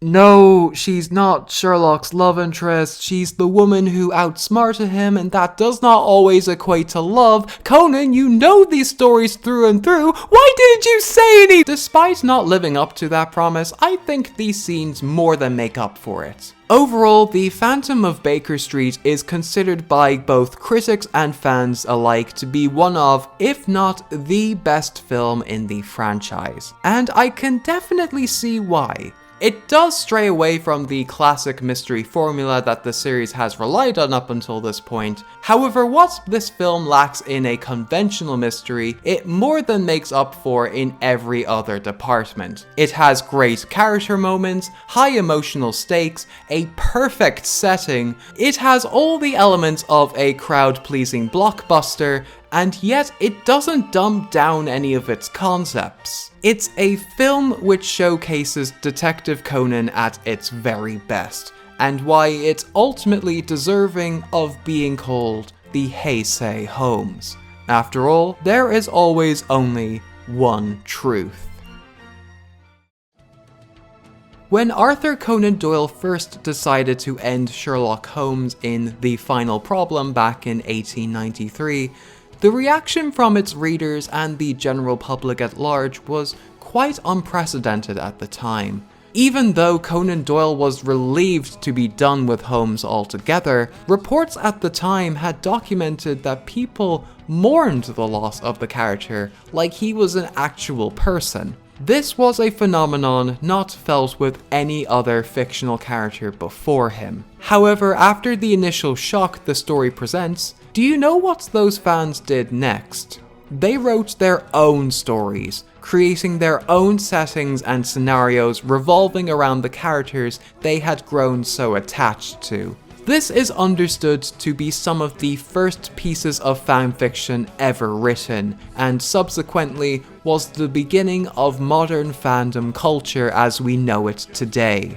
And because of the fandom's resilience, and the fact that it made him a lot of money, Conan Doyle relented and brought Sherlock Holmes back after almost a decade to solve more mysteries and to inspire the next generation of fans once more.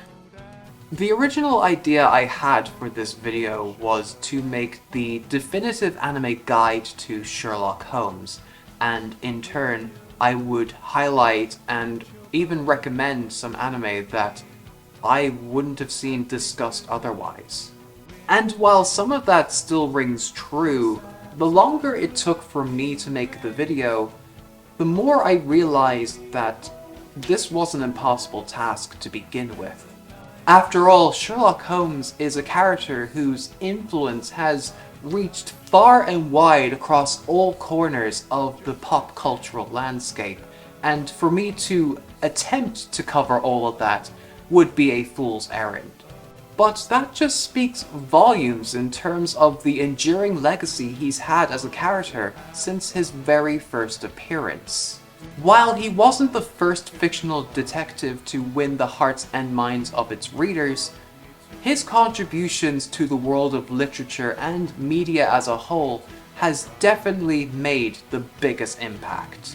These anime adaptations are an extension of the passion, creativity, and long-standing appreciation that so many have had for this character. And while they only make up a small part of a much wider media ecosystem, to quote the great man himself, "To a great mind, nothing is little."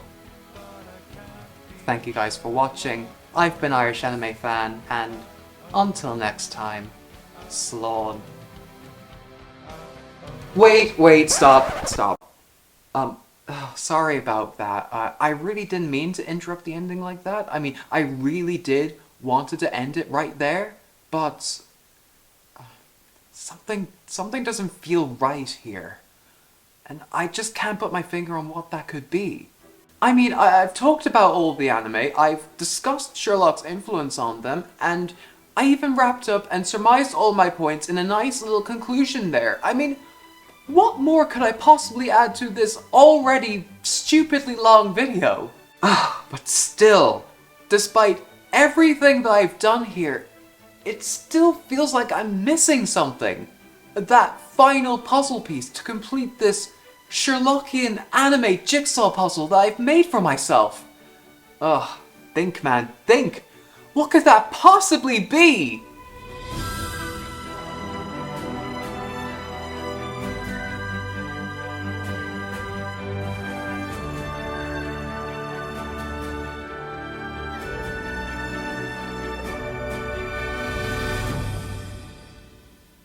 That's it! The missing puzzle piece.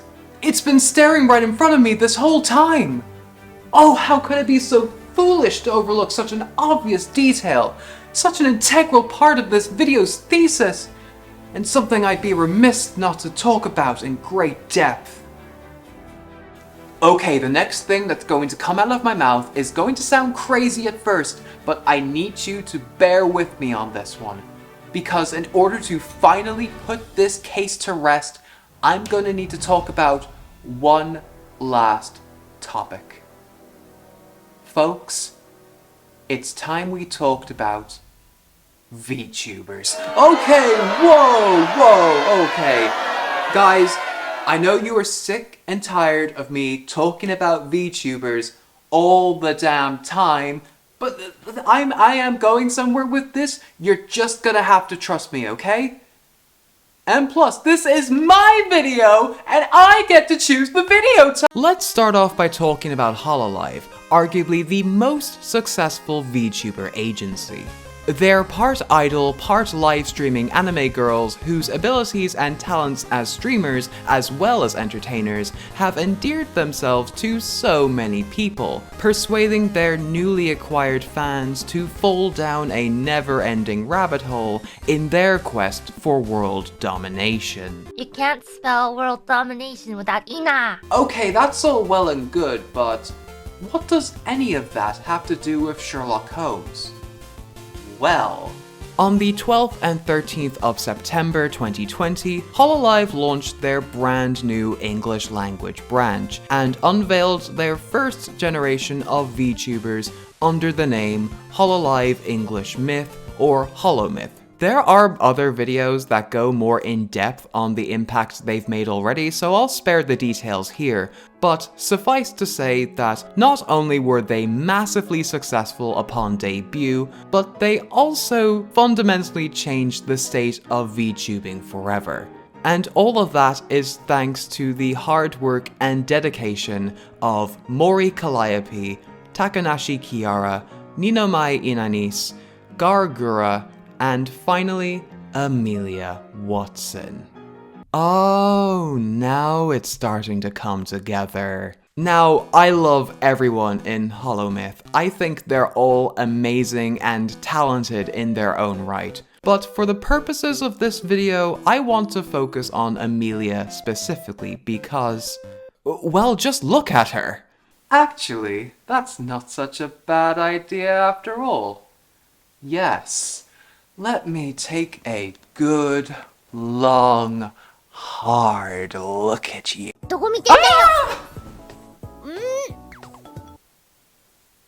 Okay, I think we may have to take a more respectful approach this time. Amelia has had many outfits during her time in Hololive, but for this video I just want to cover the first outfit, her main outfit, because if you look at it, it has all the signifiers and hallmarks that make up your classic detective look. The deerstalker cap, the magnifying glass with a complementary hairpiece, the Inverness cape, which looks a bit too big on her in my opinion, and sometimes she sports quite a dapper mustache. The only thing which concerns me about her design is that syringe. I don't know if it's that safe to have it in that region, but I mean, hey, she is a Watson after all. I trust that she knows how to use it responsibly. I'm just going to ignore whatever that was. Actually, why is she called Amelia Watson? I know that sounds like a very silly thing to ask out loud, but Genuinely, I'm curious, why did they decide to call her that? And why, for the life of me, does it sound so familiar? Have you forgotten I'm a detective here? And also, I think I may have a theory for that.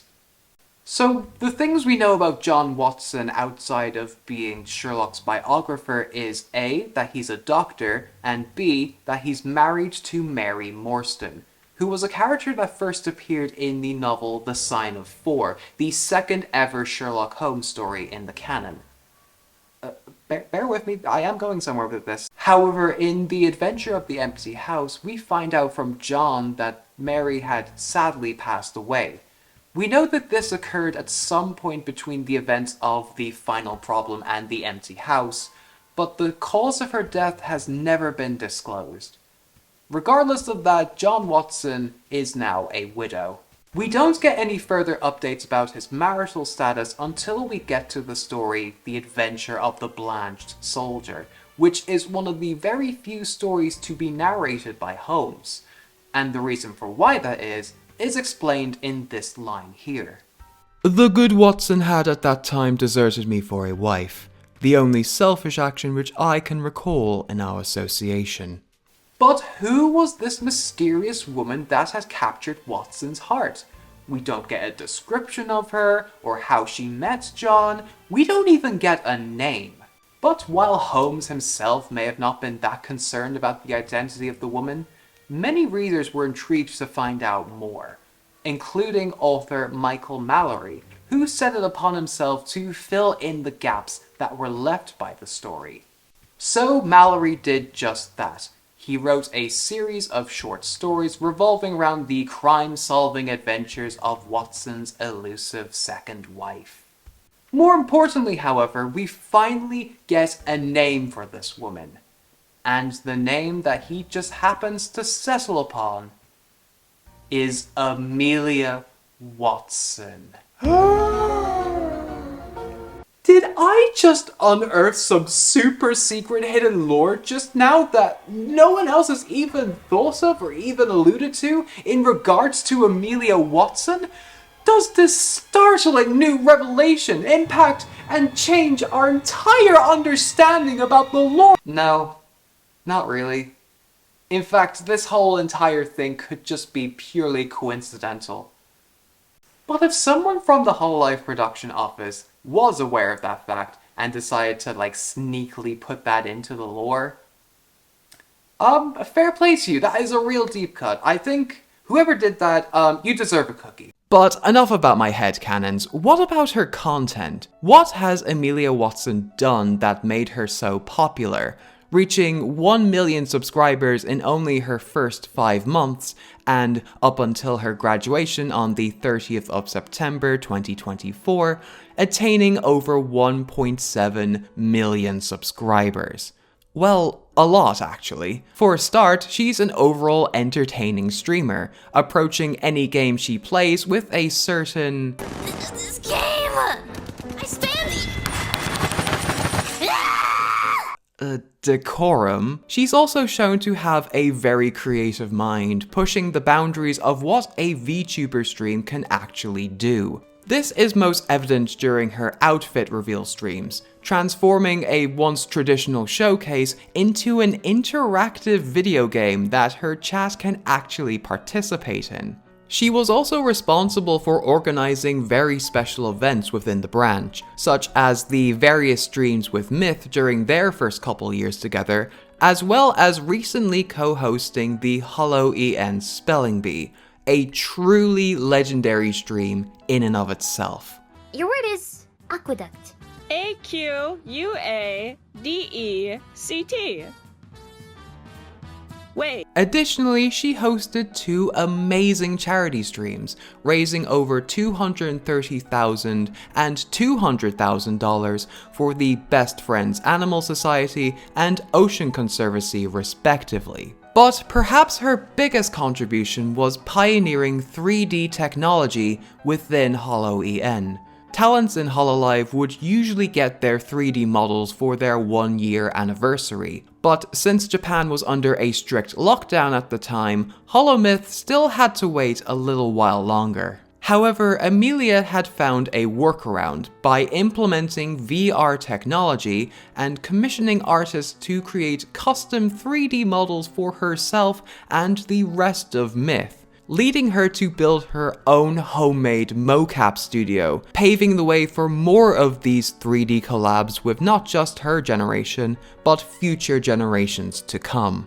Myth were a massive success upon their arrival and have completely changed the VTubing world forever. This resulted in the birth of a thriving fan-made community, producing some of the most awe-inspiring pieces of fan creative media I have ever seen, from animation, music, video games, comic books, etc. In some ways, it kind of mirrors the trajectory Holmes took to acquire such a devoted fanbase, because readers and viewers have an identifiable character that they can creatively engage with, and to some extent, Hololive does the same. It just goes to show what these girls are capable of. Even though Amelia Watson has ended her streaming activities, she leaves behind an incredible legacy that's just as impactful as the great detective she was modeled after. Thank you so much, Ame, for all that you've done. Despite Amelia's success, the detective aesthetic, let alone one inspired by Sherlock Holmes, is still kind of a niche in the VTubing community. But with that being said, there are still a couple of VTubers that do embrace a purely detective image and have thrived off of it. The first VTuber I'd like to mention is Kohaku Yumekui, the dream-eating detective VTuber formerly of Production Kawaii's 4th generation ephemera, but now operates as an indie VTuber as of the 1st of December 2024. The second is Kana Yanagi, the duck detective VTuber of Pixellink's 2nd generation Pixel Chronicle, and she's also known for her signature catchphrase. To understand what I say when I say qua, so just enjoy the class.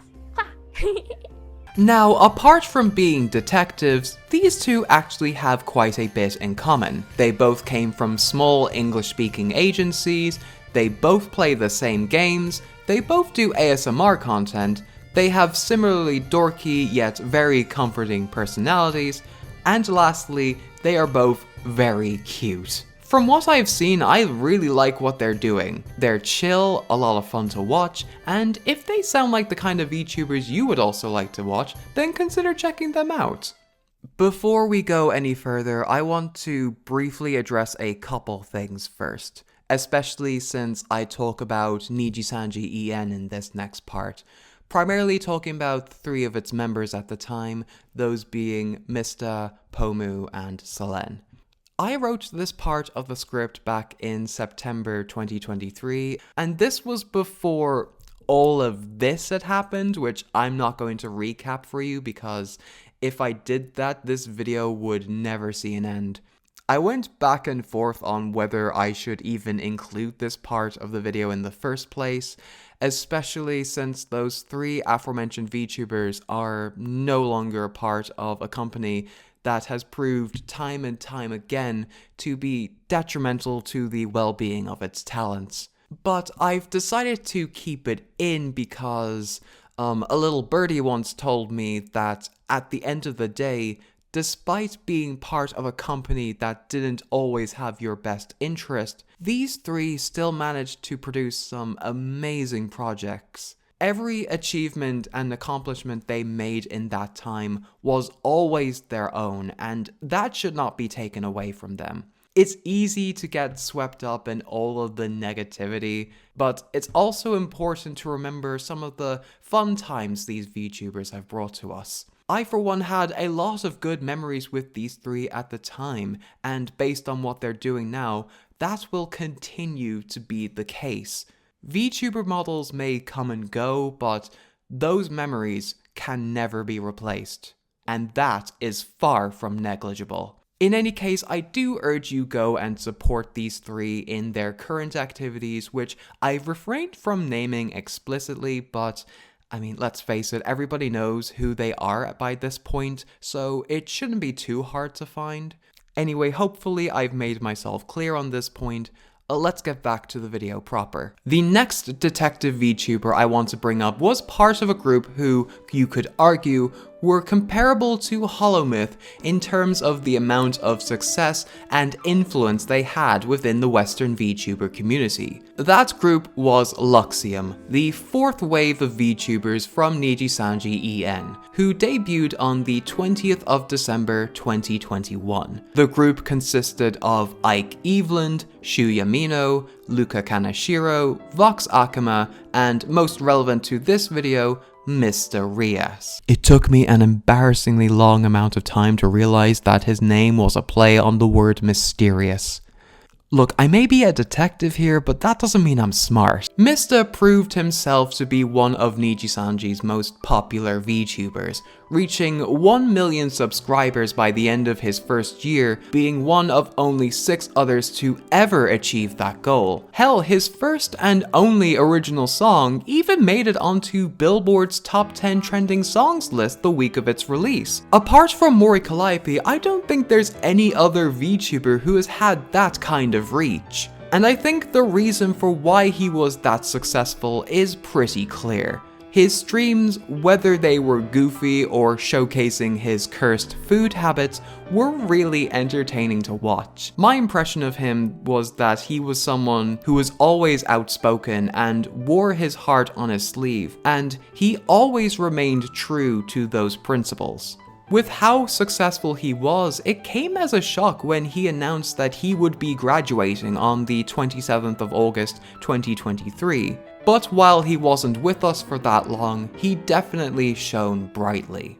However, the day before Mysta's graduation, Pomu Rainpuff of Niji EN's first wave Lazulive announced that she was receiving a new outfit, with the corresponding outfit reveal going by the name of Sherlock Holmes. The outfit in question was, you guessed it, a Holmes-inspired detective outfit with the coat, hat and pipe, but also a matching moss-colored plaid dress. Her stream was also a lot of fun to watch, seeing all of her previous models in a police lineup being interrogated by Sherlock Holmes, and also getting other Niji EN livers in on the antics. However, at the end of that stream, Pomu suddenly receives a cassette tape of Mysta's last message, and also a calling card with a Picross puzzle on it. 1 week later, on the 3rd of September 2023, Solen Tatsuki of Niji EN's second wave Obsidia also received a new outfit, this time going under the name Professor Moritsuki. Her respective stream revolved around her playing the role of a phantom thief, stealing all the mascots from Niji EN. By stealing all the fans from every Niji EN member, there will only be dragoons left, and I can convert all of you into dragoons. Her darkly poker-themed outfit also reflected that cheeky phantom-themed persona, a look that was in stark contrast to Pomu's honorable detective. Now, these outfits are wonderful, don't get me wrong, but what did all of this mean? Like the timing, the puzzles, the narrative through lines? Surely there had to be more to these streams than just a bit of fan service. Well, it turns out there was more going on, as these outfits were made to serve as a tie-in for the game Detective Pomu and the Tatsuki Manor Mystery. It was a fun little point-and-click puzzle adventure game with visual novel elements in which you play as Detective Pomu to collect the mascots from Moritsuki. This game was mainly the brainchild of Solen, with Pomu providing additional help, and was made in collaboration with game developers, artists, and animators who were also fans of both VTubers. You can definitely tell that this game was made by fans for fans, as it's filled to the brim with references, Easter eggs, and little inside jokes that only Nijisanji fans could get. These two lovable dorks have done so much for both of their communities, and given the kind of creators they both are, I have no doubt that they will continue to bring us so much more of that in the future. For this last part, I want to return to Holo-EN, because while Myth did a lot of the heavy lifting in terms of making EN VTubing more mainstream, that's in no way to discredit or downplay the achievements made by the girls who came after them. I'll always have a special place in my heart for Council, later renamed to Promise, and while Justice are still relatively new at the time of making this video, they're already shaping up to be an incredible group brimming with so much talent. But for the purposes of this video, I want to talk about the generation in between those two, that being Hololive Advent. Advent made their debut in July 2023, almost 2 years after Promise. Even though there was a long wait in between, I think in the end it was so worth it. They were a huge success from the beginning, with all members reaching 100,000 subscribers in their first 12 hours. You could argue that was the case because they were hired by the most popular VTuber agency and thus they were guaranteed a dedicated audience from the jump, but they have managed to keep that audience through their hard work, determination, and being involved in some amazing projects. It also helps that they're unique, entertaining, likable, and that they all feel like genuinely good friends, as they make it a habit to collab with each other at least once a week, and they've stuck to that ever since. In the time between Advent's debuts and now, they have become iconic in the eyes of the EN VTuber community, and all of that can be attributed to the wonderful time spent with the devilishly down bad Narissa Ravencroft, the rock princess meme lord Koseki Bijou, the doubly delightful twins Fuawa and Mokoko Abyssguard, and... am I forgetting someone here? Oh no, there is no way in hell that I'm making this scissor-eating weirdo my Oshi. I mean, who in their right mind would fall for such a crazy, unhinged, goth girl VTuber whose adorable personality I cannot help but find totally irresistible, and I always swear I can fix her! If you think that I'm pathetic enough to give this girl any of my money, then think again, because she is never seeing a dime out of— Good news is that Pepper— Irish anime fan, hello! Oh, I hope you have a good sleep. Thank you for dropping by. Oh good god, what have I done?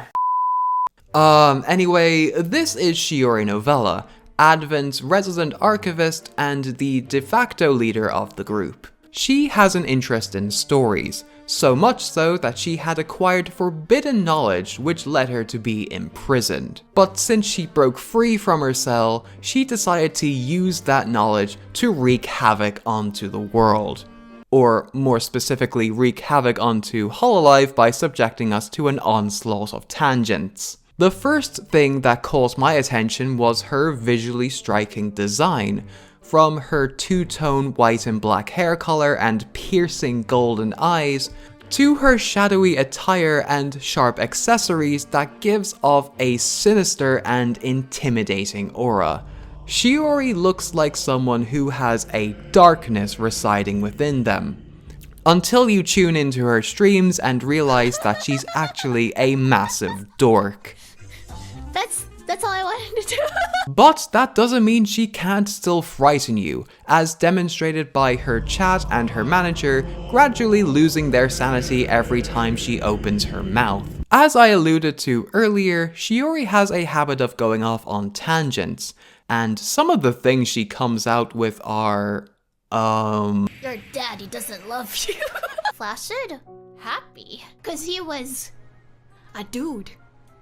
And he wanted a dude. Oh, happy. I need someone with a penis. Fuck you, Kabukichou Sherlock! Into your mother! You like this, don't you? You like the way I control this, don't you? Are you supposed to be my friend? Or am I supposed to be the friend that you talk to when you're gobbling nuts left and right, you son of a— Let's just say they're off kilter. But while some may find her letting her intrusive thoughts win off-putting, I for one love that about her, and I think she's absolutely hilarious. Beyond her more unhinged moments, she's actually a very sweet and sensitive person. Whether it's her getting emotionally invested in the games she plays, or showing a more nurturing side, it's nice to see someone so in touch with their own emotions. It adds layers to her personality, and it's this balance between darkness and lightness that makes her so intriguing to watch. She also brings that energy to her content, whether she's viewing bacteria under a microscope, discussing cryptids, playing her piano, providing solutions to the trolley problem, or figuring out which insects to smash. You never know what to expect from a Shiori stream, and yet that adds to the excitement. On top of that, she makes her own thumbnails, her own stream overlays, and sometimes she edits her own videos, giving her content a personalized touch that sets her apart from the rest of her branch. She also shows her process on her work streams sometimes, and even though I have been doing this YouTube thing for a very long time, I still learn something new and valuable from these streams that I can then apply to my own videos. The tips and tricks you can pick up from watching her streams is so beneficial for any content creator out there. Furthermore, the stuff she was able to do in her first year alone is remarkable, which includes making cover songs, releasing her own visual novel, and most impressively, in my opinion, building entire scenes in Unity from scratch to make as the backdrop for her unofficial 3D streams. To do that all by herself is mind-blowing. And that's not even mentioning her official 3D debut stream, which was... Ah, that's what you want, huh? But tonight, I'm using you.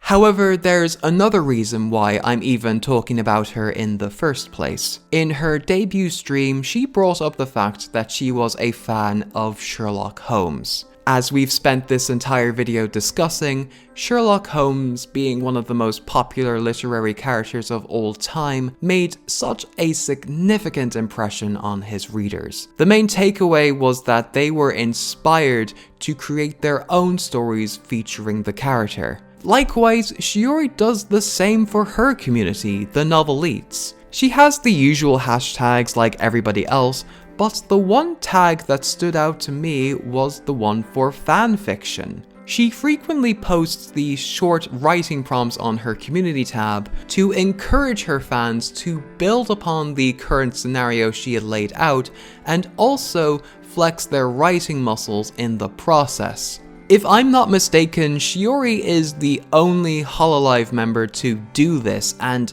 that's pretty significant to me. The existence of this tag and her short writing exercises does a lot to promote inclusivity amongst the wider community. It reduces the barrier for entry and tries to break down the stigma that fanfic writing is a lesser form of expression, which it certainly isn't. Much like how Shiori uses whatever tools she has to tell her stories, she encourages you to do the same. And that's probably my favorite thing about Shiori Novella. She has already accomplished so much during her time in Hololive, and we as fans have cheered her on every step of the way. But Shiori also returns the favor, as she lets us know that she's proud of us and often encourages us to do the best in the face of adversity. And if you're not able to do that today, then there's always tomorrow. Tomorrow! It's the most basic and simple piece of advice you can give anyone. It's almost a cliche at this point, but sometimes that's all you need to hear to help you get through each day. It's something I've said to myself many times while making this video, and I didn't think it was possible to get this video finished, but here we are now. Because it doesn't matter if you think you're bad at what you do, or you don't have the best equipment. If you've done something to enrich your life, even if it's minuscule, that's something worth celebrating. That's just the kind of person Shiori is, and I could try and fix her if I wanted to, but honestly, I think she's perfect just the way she is. One final thing. Shiori, if you happen to be watching this for some reason, I just want to say thank you. Thank you for being yourself. Thank you for inspiring the Novelites to do amazing things. And lastly, thank you for being my Oshi. Did you know I could drag the dreamer from the dream? Make you feel everything you've never even seen. Yeah, it's been a long. You were my favorite for a long time.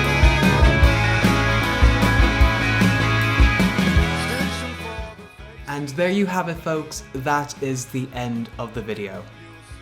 For real this time. I swear I won't pull another fake out on you, I promise. But if you have made it this far into the video, I would just like to say thank you. This video took a really long time for me to make, so I really appreciate you taking the time out of your day to watch this video the whole way through, and for that I'm really grateful. As always, make sure you hit that like button, share the video around because that really helps me out, and if you want to see more from me in the future, make sure you hit that subscribe button to be notified of whenever I upload a new video. And that is all from me. I hope you have a wonderful rest of your day. I've been Irish Anime Fan, and until next time, Slán. I can slip the sunshine through the